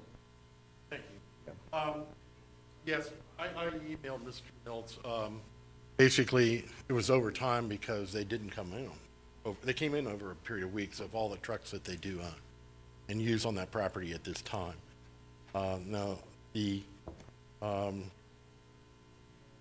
if you remember, there is in here already a provision for them to bring in and out a Bobcat. And you're talking about combination trailers. You do have to have a CDL for a combination trailer over a certain number of axles, which is above the class 4. So in other words, you could have a pickup truck, a 1-ton or 2-ton pickup truck hauling a Bobcat on a trailer with 2 axles on the trailer, and that would be lawful and not require a CDL, unless the truck up front was a class 5. So you can't bring in, you couldn't bring in a combination of a class 5 truck and a trailer, a combination. And we completely understand that, but what we're seeing, I think, is your client is abusing the language where, yeah, we allow a truck. Well, what we'll do is we'll throw a trailer in the back of it, and now we can get the extra capacity that we couldn't do because we don't have a CDL licensing. So, I mean, I think what I'm seeing from the photos is there's being an abuse going on beyond the scope of what was originally intended. Current provision did allow for a Bobcat and trailer. I saw many other things being hauled besides a Bobcat and trailer. Right, but those other trailers were not my client's trailers. Excuse me, I shouldn't say that. I think we would need to go up and identify each one of those trucks, but I know that some of them weren't my client's trailers. Like, for instance, the tow truck with But why would they be the hauling tow truck with the material red. out of the property if the direction of flow that we saw in the photos were out of the property? So if they're not your clients, then whose were they? I think you need to put each individual picture up there and decide, and have him testify as whether it's his truck or not. But you got to remember that Mr. McCarthy has been taking these pictures for years. I saw There's probably 2013. thousands of them, and he transmits those to, the township, and it's if you take thousands of pictures of trucks coming up and down there, or the street out front, there's going to be a ton of trucks delivering things to all the residents that are beyond a class 4. Yeah, we're also talking about a public street, not a private property. I mean, far be it from me to take food out of the mouth of a lawyer, but wouldn't it behoove your client to be a little more reasonable here and use the Green Township facility for all this other stuff, and just use this facility for a very limited purpose, as was suggested in 2006? Is there a reason that the Bobcat has to be here versus Green Township? It's got to be a difference of maybe 5 miles. I mean, can't everybody be nice to each other here, is what I'm saying? And can't they come up with a solution? I think you got to realize that we've been working on this for months. I understand. This litigation, so, there's, But who wins when you go to court? Nobody. And that's what I'm suggesting, that maybe if everybody just sat down and truly were reasonable and said, look, we're going to limit the kinds of things that go in and out of here. We're going to put all the heavy stuff over in Green Township. We're going to put the Bobcat in Green Township. We're going to put that sander. I don't know why the sander was going up and down the street. Do you use that for sanding an equipment playground, or the salt truck, I guess it was? I don't know why that was, there was no snow on the ground when that thing was running up and down the street, but you must be using it for something else. But can't all that stuff be over at Green Township? No, it cannot. Why? Because the Green Township facility is allowed us to be used as a favor from a friend to take trucks in and out. That's where the big trucks go. Well, here's another recommendation. I mean, you are successful, and we applaud you for know, that. Your Honor, you don't know my success. Well, I've been told you were successful. I work very hard for a living, and I take care of a lot of family. Absolutely. So, but you reach a stage at some point when you're so successful that you've got to start doing stuff a little bit differently. when I'd like to get there. Well, Mrs. McCarthy, who suggested that they were successful. all right. Well, anyway, that's beside the point, I guess. But Nobody's getting rich so off this property. Green Township is sort of Green Township is under the cover deal too. 99% of the material that's delivered is delivered directly to site. My job is handling, my main responsibility with the company is handling that. So the trucks and the workers all meet at a location at the certain place and time. That's what we do. Now, the materials, the bag goods that you saw coming on those trucks, those bag goods are the safety surface that we put down underneath the playgrounds. There was never a picture of playground equipment on it. It's just the bag goods. It's smaller bag goods. It is palletized, but they're 50-pound bags. How is that delivered? It's delivered to the job sites. The material you saw is like, say there's a little bit of excess. Yeah, excess from the job sites come back to that warehouse. So then at that warehouse, and they'll go back out to the next Muncie, Indiana playground. Some of them are large, or there's a lot of material. Some of them are very small. Just for a moment here. Now, we're not necessarily into problem solving. We're actually trying to get this variance either approved or denied, and it's pretty narrow. Business operations are important to you and important to all the board members, but we're looking at resolving a definition of truck. And that's been an issue. Not volume, but what the truck is. And Mr. Mills has given us, and you have concurred with 1 and 2 of the staff recommendations, or the first paragraph and second paragraph. The motor vehicle limitation is the third one, and that is where I guess the discussion is. And the other 2 paragraphs, which are not numbered, I didn't hear any concern there. So all is, if the board Mr. Mills is all in agreement. We're in Those- agreement with all but the paragraph, there being four paragraphs. One, two, the third paragraph is where your Paragraph. contention is. We're saying that You say you that can't station. hold my client responsible for someone who inherently purposely or But by accident down. they note exceptions, trash, sanitation, snow, ice, fire, police, safety, public utility vehicles. Those are things that obviously just move through the community without any restriction or limited restriction. I Also, don't parcel even, delivery, we also, not on there, but it would suggest parcel delivery. Or it's- okay, you're intended to restrict commercial motor vehicle operations by other than the owners of occupants of 8510 Cog Hill. So if roadway pulls in there, they're wrong and they need to be redirected. Am I correct? I understand that, but you don't know until a roadway shows up and comes down the lane. They don't Well, go to somebody the has end of the give- street somebody or has to stop give at them the I-75. address. I mean, they don't, I mean, it's not a random activity that somebody has to tell them 8510 Cog Hill is where they're Did there be a building. posting? No trucks over so many GVW, or, no tractor trailers? Goes back to why we have a zoning code to keep businesses out of residential environments, and that's what we're basically looking at. I don't, is there anything more? You gotta remember that this, Just, excuse me, is there anything more discussed, gentlemen? I remain puzzled as to why this is here. Is the court, are you suggesting, or is Mr. Mills suggesting that the court wants some definition of what a pickup truck is? No, so in my efforts to enforce the conditions that this board put on this property, there were 11 things that were required originally. They did a number of them. 7 of them at one point in time were not completed. And then winnowing that down to 1, those things can be completed outside of this board. But there's one issue that is driving and causing lots of controversy and consternation among the neighbors, among the owner, and among enforcement, and that is this issue of vehicles. And so that's the sticky wicket. I mean, we're having a really hard time dealing with this. What is a pickup truck? How So do I that's what I enforce? have, I mean, like, again, I don't want to belabor the point, but, and our zoning enforcement officer is here, and he's also a policeman.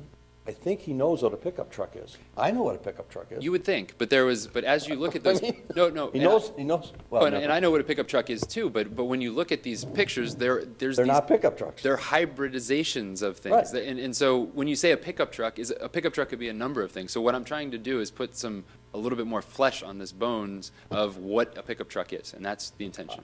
I guess I would like to leave, I would say to leave it the way it is, have the enforcement officer go out there and issue a citation. If the party wants to argue that particular vehicle is not a pickup truck, let him bring in the pictures and let us decide whether that's a pickup truck. I mean, that's the purpose of a violation, and he can appeal that violation to us, as we know, because there are some appeals of violations coming up tomorrow night. I think the suggestion over here that we put up a sign, my client's willing to pay for and put up a sign wherever everybody agrees it should be, that there shouldn't be, a vehicle larger than a Class 4 come down that lane. That would solve I it. don't know, can we legally do that? Say it again. Isn't that a state issue in terms of putting weight limits on the streets?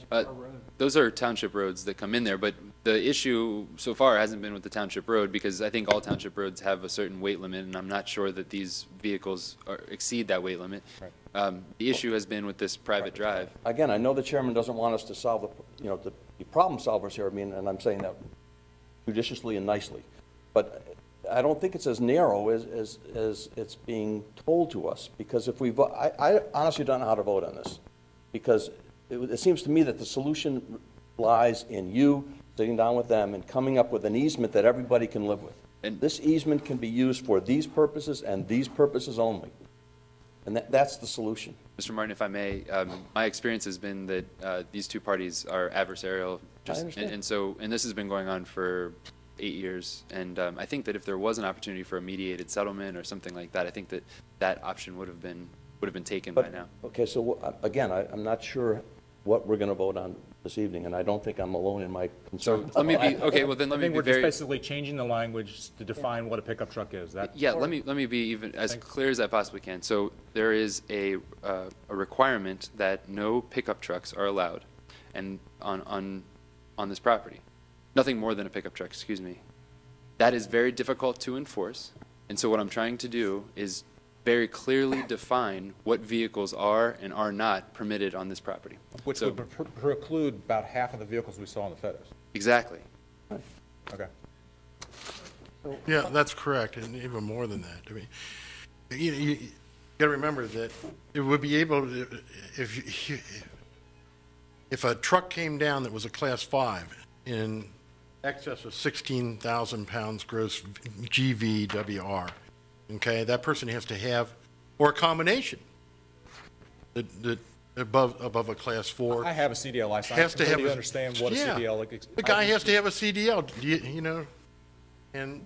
What that we're pretty much talking defines- about here is not a tomato and an orange. It is completely different animals, is what we're seeing in the photos as to what's being described and what we're trying to resolve here. Well, okay, in the photos, okay, the sanitation truck probably. I can exclude that. And I Okay. can exclude a few of the. There other was a vehicles. tow truck. There was a truck on top of a tow truck. Sure. And there was, now probably the only truck in controversy is that white box truck, which has 2 axles and is a Class 4. It's just under Class 4. It's just within Class 4. But that's the largest truck he's got.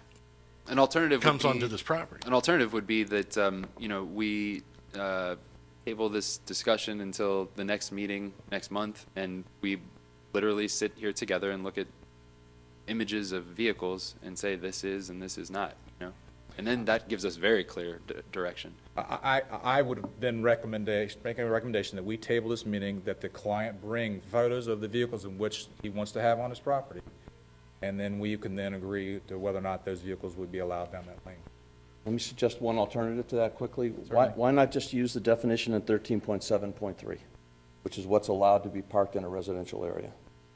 And just, it's as simple as that. Yep. So And we defer to our zoning enforcement officer for his good faith in defining that. It's right in the zoning ordinance. Why do we have to fool around with this at all? What is that? Okay, so that's saying that commercial vehicles are not permitted in residential districts. Okay, but this I'm is using the definitions in 13.7.3, which says a 1-ton pickup truck with a maximum length of 18 feet and a maximum height of 7 feet, including the bed, cab, toolboxes, or other accessories. No tow truck, stake body, or dump truck may be parked on a residential lot.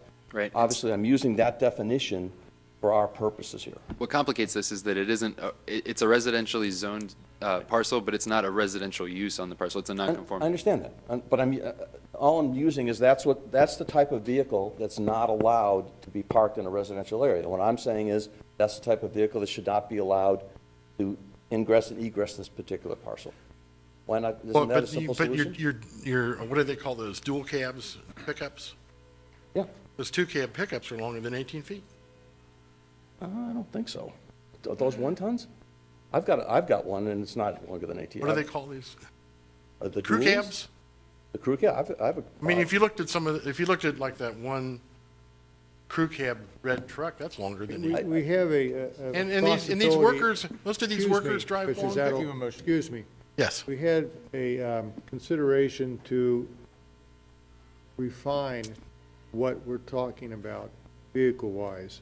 And I don't know if that was. I made the motion. Made a motion. To table it. so To we can refine it. table this whole discussion until we can list out exactly the type of vehicles which the owner will have ability to move in and out, and then put the lid on it. I need a second for that motion. If it, Can I the add motion. something to that possible? Is it, Motion to amend. would it Would you be willing to go with this? find out what that asphalt's rated for from a weight standpoint? Feels like we don't have as much. That's a private drive, so I don't It's a know. private drive. Yeah, but the township does have guidelines for how thick become full driveway Yeah. permit. Right. Your first so many feet have to be double the thickness of your driveway. I I understand. That would require, I think it would require coring, like a boring, and then finding out the thickness of that pavement. There's, yeah, sure. I mean, that's not something that the Okay. township could Okay, provide. we've got a motion in front of us to refine to a manageable level type of truck it will be moving in and out of that property. And that will require us to defer this until the next month's meeting. Is that correctly stated? I am tabling it till next month's meeting so we can have clarity as to what exact vehicles will be traveling down that lane. Sure. I'll second.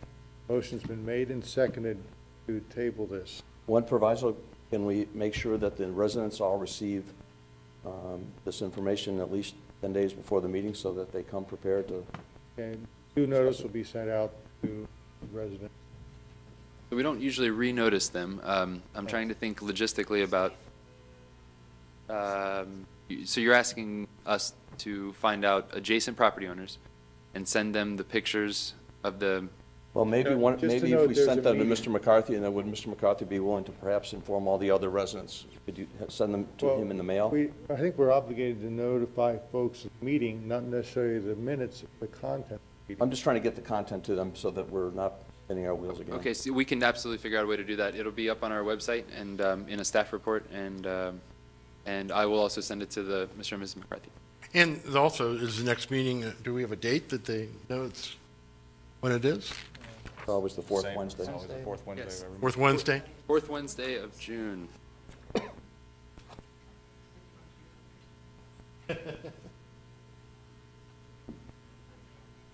That must be the 25th. Okay, 25th. 25th? So it's been Tabled, well, we have to take a vote. Yes. Okay, so, okay, the motion's been made and seconded to table this discussion, and we know what we need to do. Come back to it in June 25th? Yes, sir. but we All can right. vote on it all. We need to vote on this motion to table. Okay. Roll call vote. Mr. Kelly? Yes. Mr. Bartolt? Yes. Mr. Martin? Yes. Mr. Roberto? Yes. Mr. Reininger? Aye, all right, so we're back at 25th. Thank you. Next case is BZA 2014-12. Actually, it's two cases, 2014-13. One is conditional use for an educational facility, and the other is variance for a fence. Location is Hamilton County Math and Science Academy. Location is 2675 Civic Center Drive. Applicant is Timothy Moore. Staff presentation, please.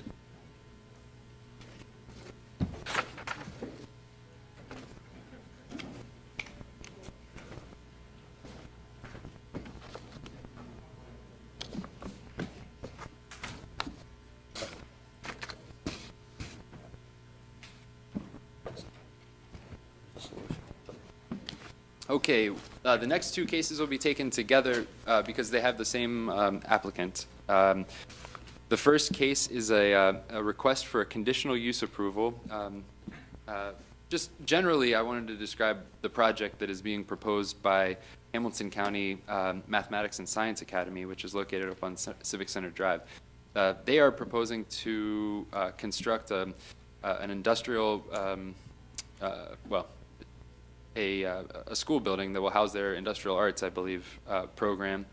Two modular buildings. They would like to modify the fence on the property and also construct an electronically activated sign. And as you'll recall with churches,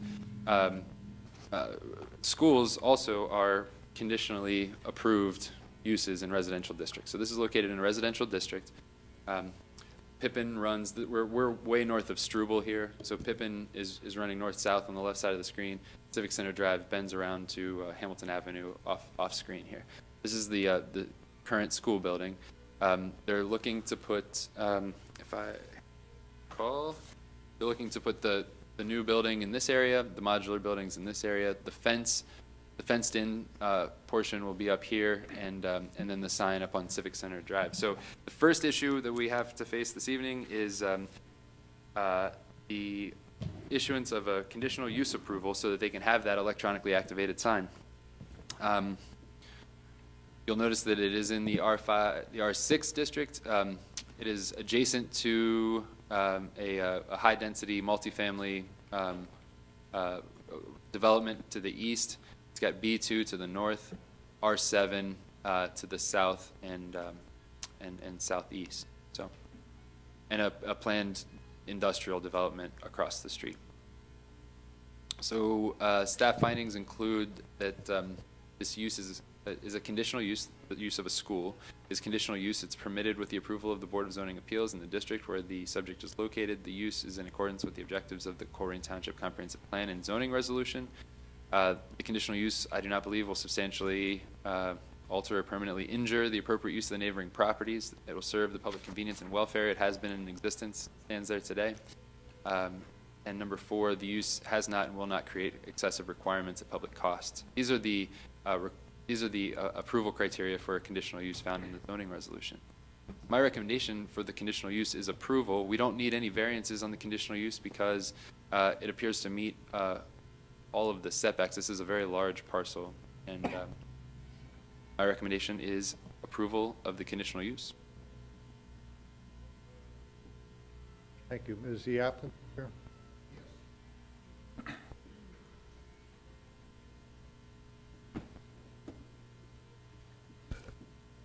Yes, sir. My name is Timothy Moore. You need the address. Sure. I'm a resident of Springdale, which is 10960 Fallstone Drive. I have a sinus infection in my throat, so I'm struggling here today. Very good. Continue. Well, we have been in the neighborhood for 7 years. We are a charter community school. We serve approximately about 500 kids, students. We have our mission is to educate children, prepare them for the next level. We are a kindergarten through 8th grade school. We have worked very hard with the community and residing in the community. We are operating in the district solely for the mission to educate any child that wants to come to the school. We have a number of students from Northwest School District, Colerain Township, as the surrounding communities. We have worked diligently hard in the educational realm. We have accomplished very few what charter schools have accomplished. We obtained the first charter school in Hamilton County to reach the Excellent with Distinction mark by the state of Ohio. This is something that we're very proud of. We take good care of the property. We have a good working relationship with the police department, fire department. We are very accommodating with our surrounding neighbors, and we take care of the landscape very well. So we are in and out during school hours, weekends. We're not, of course, like all schools close out. And we do cooperate fully with any requirement that is given to us. So, such as safety plans. One of the reasons why we want to get a fence, because our existing fence is deteriorating. It's a little low. With the school safety plan that's been mandated by the state of Ohio. We want a higher fence so that we can not only protect some of the equipment that we put in and some of the kids that are there during the day, so people just can't come and maybe grab them over the fence. There's a higher fence that we can, decorative fence that we can install that would help out with our school security plan, because we do have a buzz-in system. You have to buzz in the front door to be admitted to the building. So we're trying to shore up that area as well as accommodate students in the other grades. And the sign is just something that we wanted to, we have a sign already there. It's a lighted sign. It came with the building, so we just want to replace that out and update that. Thank you. Thank you. Thank you. Anyone else speak in favor of this request? Anyone speak in opposition? I'll ask for a motion to close public part of the discussion. I'll move we close the public part of the discussion. Second? Seconded. All in favor? Aye. All right, board questions. Mr. Roberto. This, again, for the staff. Seem to be picking on you today. Sorry about that. Why is it still an R6? What I'm here for. It's just a legacy parcel, right? So it was zoned R6, and I don't know the history. I mean, it's been a school prior to them. I believe it was a Hamilton County Mental Retardation. I think is what it was. I'm kind of puzzled why we're still. They're not a non-for-profit problem. Yeah, but why that whole area has not been kind of rezoned, so they wouldn't even have to go through this aggravation. It's an expensive process. Okay. It's an expensive, lengthy process. So it's about the 6 or 7 month process to rezone a parcel, and it's expensive, probably. And the use is permitted conditionally. And really, the only reason why we have to ask for conditional approval is because they want the electronically activated sign, and that's only for uses that are conditionally approved in residential districts. Right. Yeah. Okay, that's the really only question I have. Very good. Thank you. Ms. Martin? I intend to vote yes, so I have no questions. Bartlett? No question. Kelly? No question. All right, the board has no questions. I think I do have one observation. The electronic sign has to meet the lumens requirement. Exactly. And that's battened down in the residential district, so it's not the same requirement as you would see on Colerain Avenue. But we are just voting on the conditional use. Right now, it's just the conditional use, and we'll talk about the fence next. Okay. Okay. So I'll ask for a motion to approve the conditional use. I will make a motion to approve it. Second. Motion's made and seconded. Roll call vote. Mr. Kelly? Mr. Bartelt? Yes. Mr. Martin? Yes. Mr. Roberto? Yes. Mr. Reininger? Yes. Okay, very good. The second step of this process is related to the fence. The fence, would be in the side yard, and the side yard here, the maximum height in a residential district is 4 feet. He's asking for the applicant is asking for a fence that is 6.2 feet in height, and it's for the purpose of protecting children. So staff findings are that the property would like, well, I can go through all of the Duncan factors here if you'd like. Given the hour, I right. move that we approve the fence. Very good. Based on the findings of fact? Yes, sir. Yes. Very good. Thanks. Okay, a motion's been made to approve the fence. Second. And seconded. Roll call vote. Mr. Kelly? Mr. Bartelt? Yes. Mr. Martin? Yes. Mr. Roberto? Yes. Mr. Reininger? Yes. Okay. Next, we're going to do the BZA 2014-14 for a, let me back up. We did the conditional use. That was for the sign, the fence, and the add-on. The conditional use was just the conditional use. It was just to approve that as a conditional use. The second thing that we just voted on was the an area variance for the fence height. Right, gotcha. And then the next case is Thompson Road. Okay, very good, thank you. All right, next case is BZA 2014-14, variance for a side yard setback for a new single-family dwelling, and it's at 6132 Thompson Road. The applicant is Shannon Campbell, and the owner is TCP Properties. Staff presentation, please. Yes.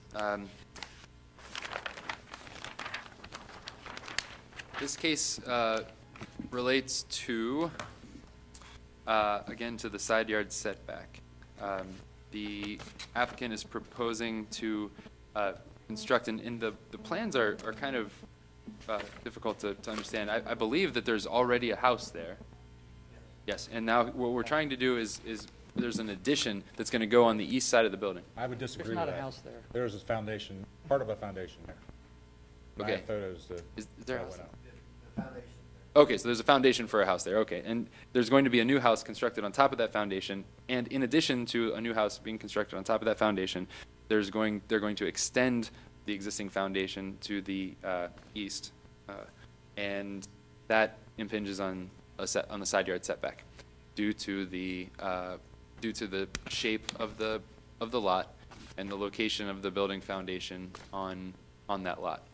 So here we are on Thompson Road. This is the property that we're talking about. That's what threw me off, is our aerial image showed the house. So I guess there's just a foundation right now. They're going to build a new house on top of this foundation and extend to the rear a new portion of the building. That's going to be that new portion of the of the foundation will extend approximately 7 feet into the required 15-yard setback for the R3 zoning district.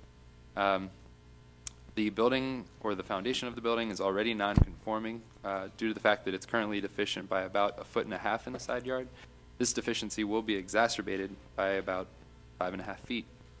The total scope of the project includes an addition to the east side of the building, a new driveway, interior renovations, and a new covered porch on the west side of the building. And initially, when we had conversations about this, there was going to be a variance required for the covered porch, but at our last BZA meeting, there was an interpretation made of the zoning resolution that allowed me to not require that variance. Okay, so tonight, the only variance that is needed is for the side yard setback related to that addition.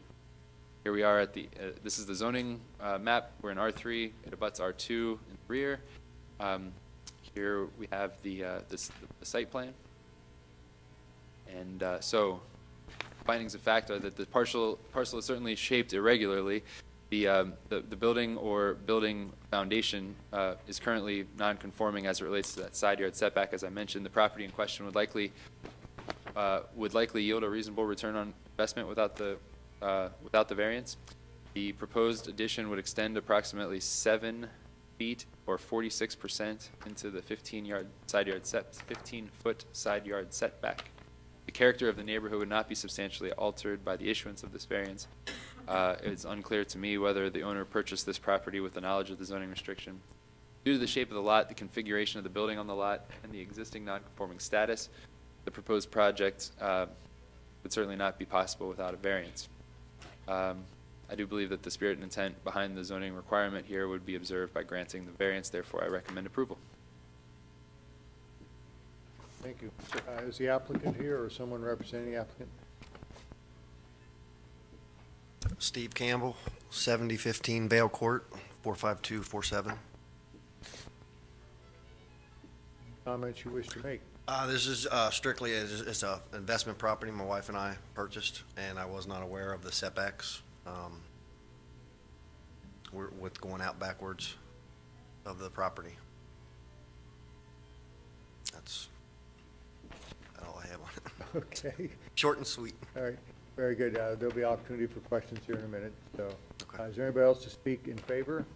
Anyone to speak in opposition? I'll ask for a motion to close the public portion of the hearing. So moved. Second. Motion's been made and second. All in favor? Aye. All right, we'll begin with the board question, so you may stay there, please. Roberto. Did you tear this building down? Yes. We the original footprint was 644 square foot when we purchased it. The piers and the basement was not tall enough. It just wasn't safe. So when we bought it, we knew we were tearing it down to make it bigger. Where the new footprint is 1,036 or 1,086 square feet. And you own the whole pie shape, correct? Not just the. Correct. Yes. So why not move the house to a location that doesn't infringe on anybody's property line? Well, after knowing the fact of the property lines, I guess that could happen. Yes. This was after the fact, after the drawings we had them made up already. I mean, I personally, I mean, you almost have a blank slate. Why not center it into the middle of this property and everything is solved as far as it goes? Well, I'm trying to save as much as the building foundation as I can. And if I tear it down, I believe Well, you're adding over a third more on the building than what's currently there, and you really don't have a whole lot left of the building except the floor and a few of the front walls. I mean, it's you're not saving a whole lot. That's a lot of money involved in foundations and walls. I understand, and I've been. It's like it's investment property. I'm doing this as, best I can with it. That's all the questions I have. Okay, Mr. Martin? You have any intention of coming back and trying to put another house there? No. That lot is unbuildable. Okay. I don't see any justification, quite honestly, for the variance. Unlike some of the other situations we've dealt with tonight, there's nothing really unusual other than it's going to cost you a little bit more money, or a lot more money, depending upon your perspective. I understand that.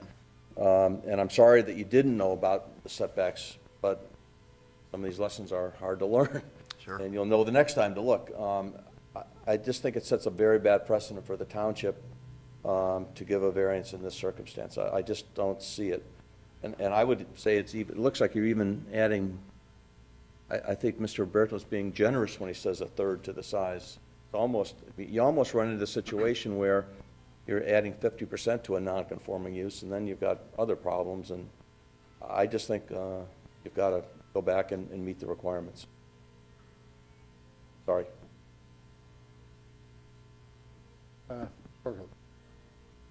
Well, one question. Now that the house is torn down, or almost, the front setback's supposed to be 40 feet? In the R3?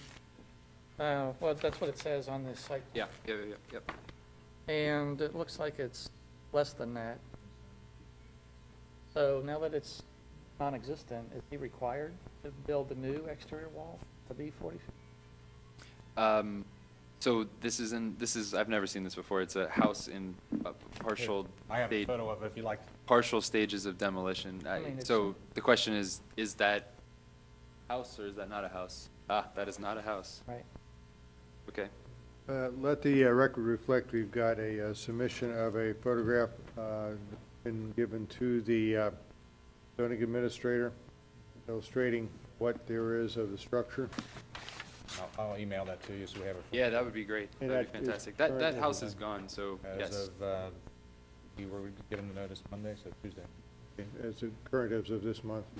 Right. So that doesn't exist anymore. So yes, if to build a new structure there, you need to meet the setback. So yes. I mean, there was discussion about interior renovations. That's what led me to believe that there is a house there to renovate an interior. Well, I thought the same thing until I drove out there. Right. The other couple days ago. So I'm just curious. When was the demolition? February, right after we purchased. Because we've been taking a look at this property for quite a while. I believe your architect submitted it. Yes. A long time ago. And when the architect submitted it originally, there was a house there. Yes. Okay. I'm just making sure that I'm not losing my marbles here. Okay. That's when we found out about the infringement of the. Got it. Yep. So at this point of clarification, do we even have something we can vote on? I mean, you can ask, well, the question before you guys is still the same. Can you get are you willing to grant a setback variance? Okay. Just for the side yard? For this side yard setback, yes. That's all. Kelly? I don't know, being in the trades and stuff, I'm not sure. I would have to, I thought that if you were building off of any, there's a certain portion of existing structure, that it's still considered an existing structure, even if, what 90% of the house was raised. I don't know. And I don't know if that's something, a question for the building department, not the zoning department. No. But the side setback, I think, is going to still be an issue with the addition. But I can see with your wanting to capitalize on having an existing foundation, that maybe you could still use 75% of that foundation, and then just shift further south. Further south, and it maybe it's a bigger cost burden. Because I think that's what I'm listening to. That's what you're hoping to do, is use the main footprint of that house and go up. I don't think the front. I think it's the footprint of the house. It now shows the new porch. I think that you're adding value to the property. I like a lot of things about it. I'm excited to do that. But I prefer that. Yeah. So a building loses its non-conforming status when 60% of the value is lost. So in this case, the non-conforming status has been lost, and so to answer the question that everybody's asking is, do you have to build to setbacks? At this point, it's yes. And the new information this evening is that the buildings. Consequently, I will move that we deny the variance. I would second it. Motion's been made and seconded to deny the request for variance for side yard setback for new single-family dwelling. Roll call vote, please. Mr. Kelly? Let's see, yes is a. Yes is a vote to deny. Aye. Yes. Okay, Mr. Bartle? Yes. Mr. Martin? Yes. Mr. Roberto? Yes. Mr. Ryan? Aye. The next case is BZA 2014-15, the substitution of a non-conforming use for a greenhouse plant production retail sales landscaping facility, 8730 Cheviot Road. Applicant is Joseph Capel, owner is William Matfield. Staff presentation. Okay, so, we're now on Cheviot Road, just south of Pool Road. There's a property there that is owned by the Maxwell family for quite some time. They've operated a greenhouse, a retail garden center, and they also, this is another incredibly unique property, as we can see right here. This is Cheviot Road running north-south to the left of the screen.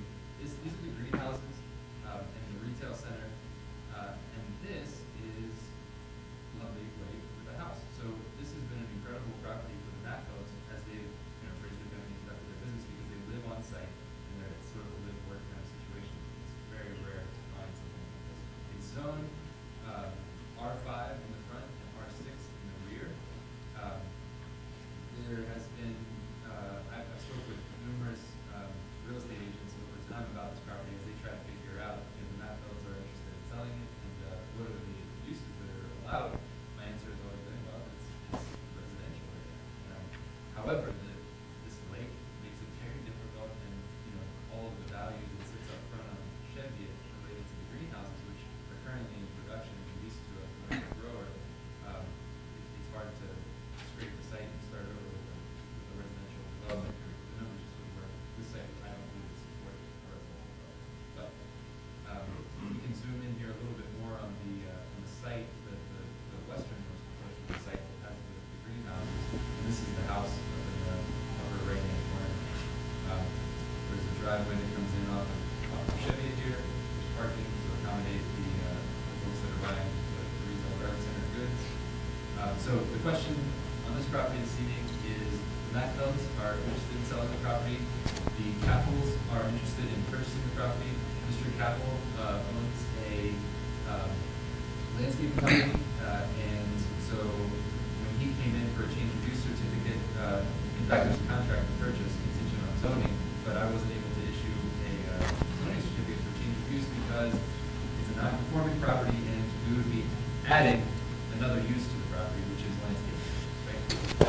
So the question this evening is,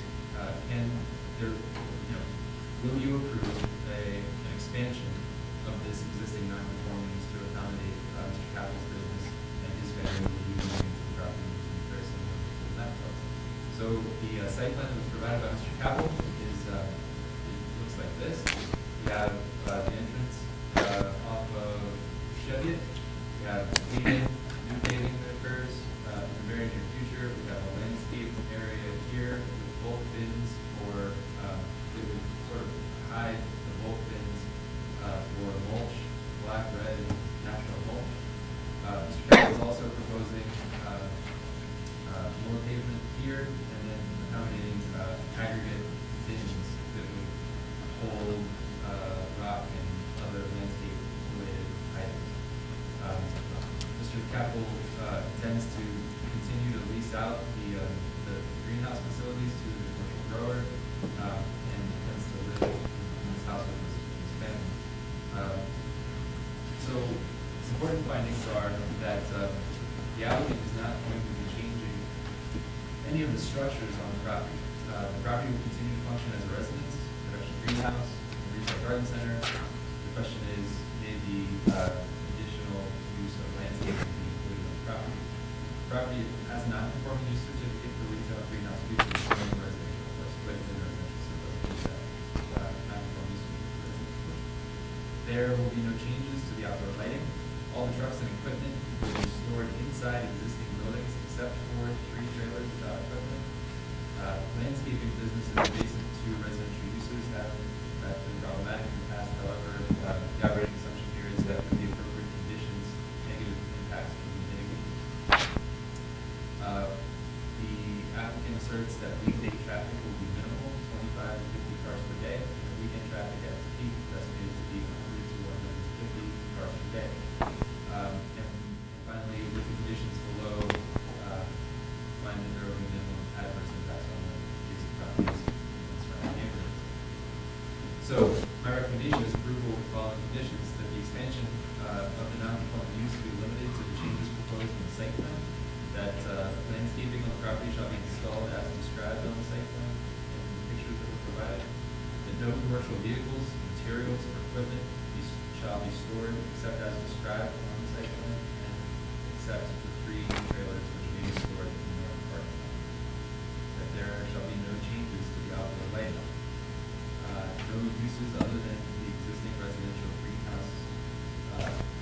no uses other than existing residential, greenhouse, landscaping, retail garden center would be permitted on the property. Number 6 would be that before the issuance of the zoning certificate for the change of use, the applicant shall submit a parking plan demonstrating compliance with Article 13 of the zoning resolution. And finally, that the property must comply in all other respects. Thank you. Is the applicant here? My name is Joe Capel. I'm a current resident of Green Township, live at 5115 Leona Drive, 45238. Like Jeff was saying, this is a very unique piece of property. I've been looking to move my business for probably 5 years now, looking for a piece of property, and have not came across anything even close to something where you could have your residential house and your business on the same piece of property. And for me to have the ability to even expand into the growing part with existing greenhouses and stuff like that. So with the current situation, there is sufficient, I say sufficient, buffer on each side of the property to where there wouldn't be very much visual effect on the neighboring properties. Like Jeff was saying, we would keep everything inside. We currently keep all our vehicles inside at the shop we're at now, so it wouldn't be anything new for us. It's actually better for us to have our vehicles inside as far as maintenance and stuff like that. The warehouse or the shop area, which is, I guess you say the white portion, that, yeah, is sufficiently big enough. It's actually, I want to say, almost 1,000 square feet more than we currently use right now, keeping everything inside except for the 3 trailers. I think it's a great opportunity for me, you know, to be able to grow my business in Colerain Township, and also for my family to be able to move here, be on site. The business will be operated literally in our front yard, so everything we do, I mean, obviously you guys don't want to look out your front yard and see, you know, chaotic mess of trailers, stuff like that. So what is out there is literally what we're going to have to look at, what we're going to have to raise our kids looking at and stuff like that. So we're going to keep it well maintained. What's out there is what we're selling. So we're going to keep it, you know, pretty much well maintained the best we can. That's all I got. Thank you. Anyone else to speak in favor? Sure.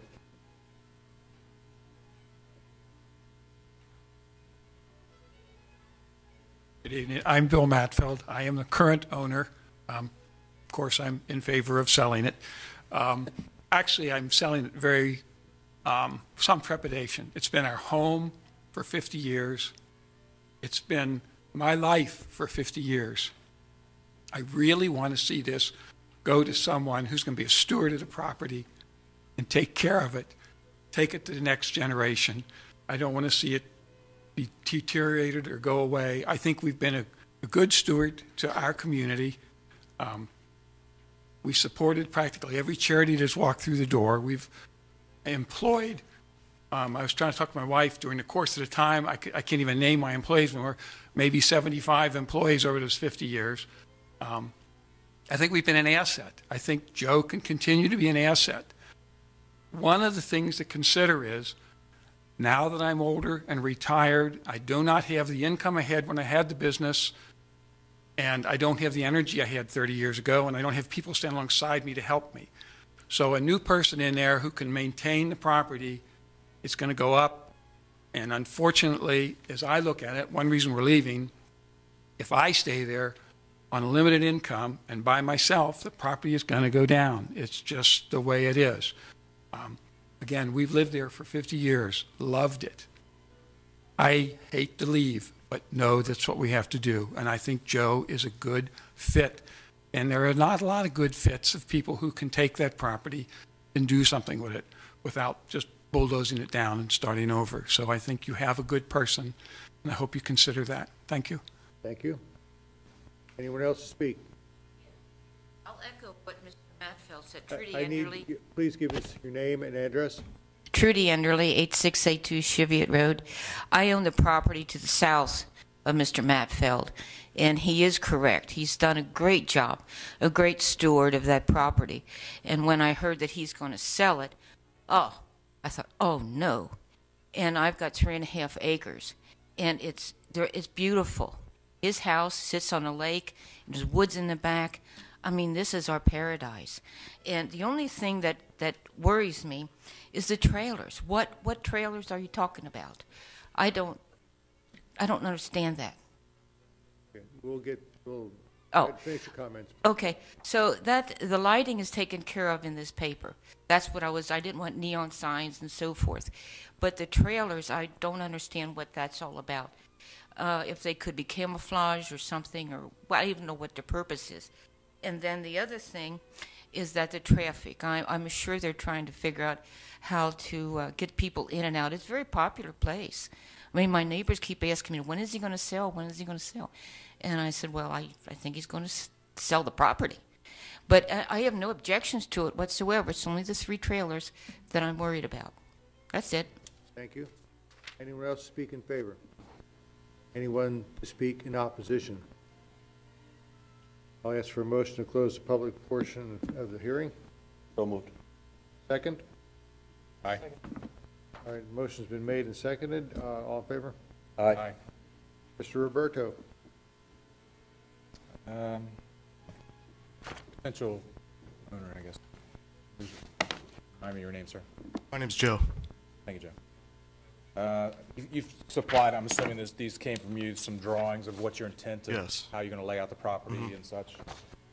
One of the drawings I saw, you had some bins along the front of the property. They Would be gravel or? Yes. So that's your intent, is that to have bins in the front of the property? They're up against the greenhouse. Right. Right there, yeah. So you would see them from the road, so. You would see the material. In the bins, you really wouldn't see the structure of the bins. So are you planning on then having a Bobcat out there to load Yes. into vehicles? And then I guess to address the description of the trailers that the young lady. They are, we consider them open trailers. They're flatbed trailers that you see lawn care companies hauling their lawnmowers around on. We have one of those. We have it's a 16 by 7. That's the lawn cutting trailer. We have a 14 by 7 dump trailer that we use for landscaping. And then we have a 22-foot enclosed trailer. That can be stored inside if we have to. The 2 other ones usually stay outside. So they're lightweight trailers? Yes. And then are you planning on changing the signage from what it currently is? At this point right now, there is no signage there at all. I'm remembering the Matfields having their sign out front, so I apologize. It would be similar to what they had, yes. Yeah, and they have, so that was established in the non-conforming use certificate, what their sign was. So we have pictures of their sign and best guesses of the measurement. So that, it wouldn't be anything more than that. Wouldn't exceed that. It No. could not exceed that. The only concern I have with your plan, I love the fact that you're going to buy it, and I'm very sorry that you're leaving, Bill. I really appreciate all you've done for our community. I really struggle with having these bins out in front of the property. Okay. If it's my druthers, I mean, if it's going to hold it up, I'd rather have them somewhere else where they're use that for parking and then just keep all that kind of behind the scenes, as it were. Other than that, I think you have a great plan, great presentation. There, in that drawing that you have there is a fence that goes across the front in the grass where he's showing up there now. Right. We're going to landscape across the front of that to kind of mask the bins, and it's kind of in the drawing you have now, but it's not going to totally block it. Well, and it doesn't. You still have the Bobcat or whatever you're going to use to load it in there. It just. And the reason I put those out. An uglier image. No, I understand. I agree. I understand what you're saying. But the materials that we're putting there is the gravel, the stuff that's not really purchased as often as the other stuff. That's why those bins went into the front. And there's really no other room unless you start taking out the greenhouses behind over there to put something like that on the property, if you're staying on the non-conforming use piece. That's all I have. Thank you. Mr. Martin? I think under a very liberal reading, you don't even need an expansion of the non-conforming use, frankly, so I think. That's what we thought. Yeah. I mean, I don't see any problem at all. Mr. Matfield, the only thing I would say is if you're moving to Florida, if you've got grandkids, be careful because you'll be back, because I'm back. All right, all right. No, I don't see any problem. I'm in favor of it. Thank you. Mr. Bartold? Well, kind of the same concerns as far as the yellow bins. I guess obviously there's no objection from the adjacent neighbors, Chevy Road, so I guess it's not a concern. But when we say landscaping, I know sometimes, I don't know if we can, there are certain types of landscaping, like evergreens, something a little more solid. Yeah, and I think that there are evergreens proposed. Oh, there's some, yeah. Yeah. Are you thinking? Well, I mean, I don't know if we can dictate the quantity or density. Or even a privacy fence like Joseph Toyota did on Pole Road. Sure. But it is kind of an attractive building. I don't know. Yeah, right. I understand what you're saying. you know, Yep.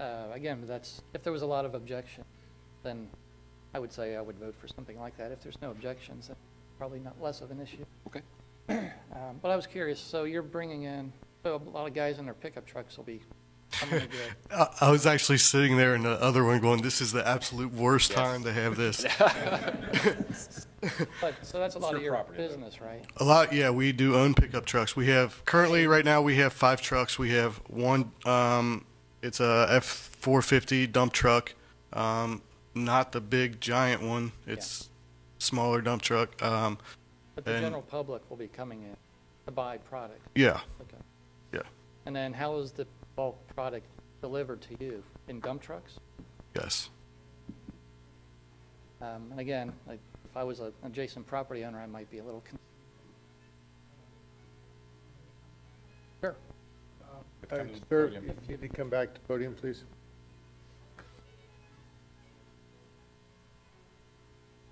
Just real quick in regards to the truck situation as far as delivery, I think I gave some information. In the springtime, we had semis come in weekly. We had bulk mulch. We didn't have bulk mulch. We had bag mulch primarily, again, along the one section over there.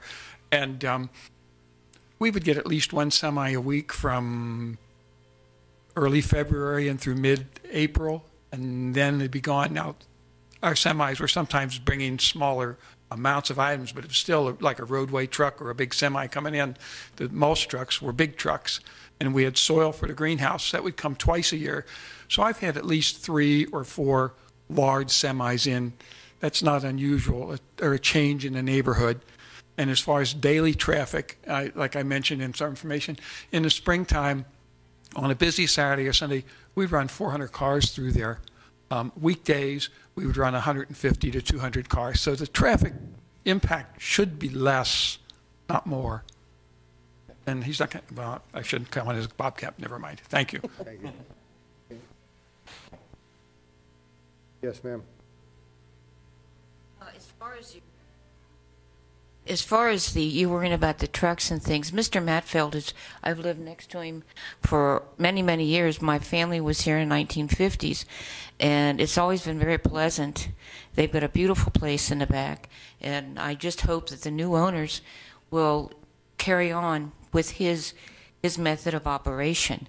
We get along very well. He actually pulled me out of the mud yesterday. So there's really no problem. As long as he follows Mr. Matfield's path, we'll be fine. I put up a privacy fence, so they could, their people could come and look at their flowers and so forth. He didn't mind. It's a nice fence I put up, so, and they do have some bins in the back, I think. I'm not very nosy, but if he follows Mr. Matfield's path, everything will be cool. Thank you. That's all for me.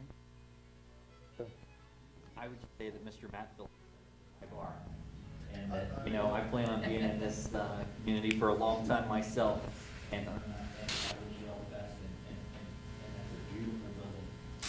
I would hate to see it put big piles of rocks out in front of it, but the liberal perspective.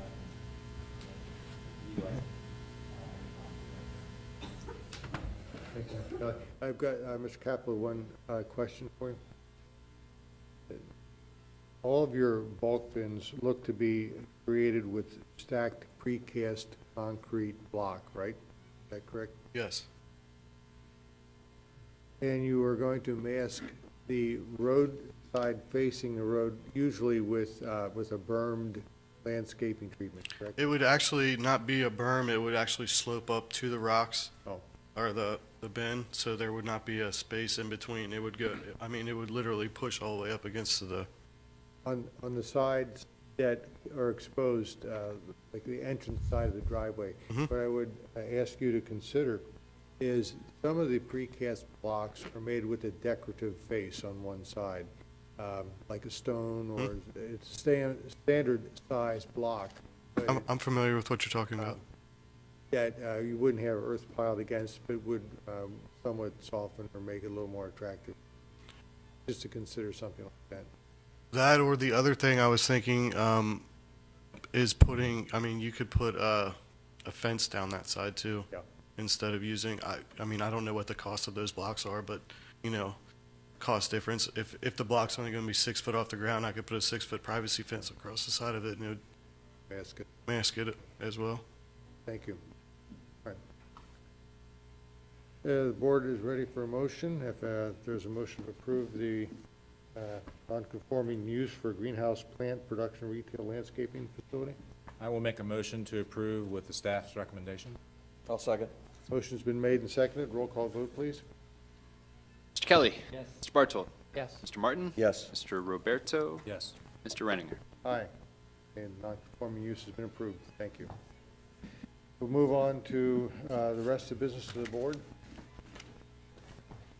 There's no resolutions for adoption. Unfinished business, I have none on my agenda. Administrative matters, none. And unless there is objection, I'll ask for a motion to adjourn. Make the motion to adjourn. Second. All in favor? Aye. I stand adjourned. Thank you very much.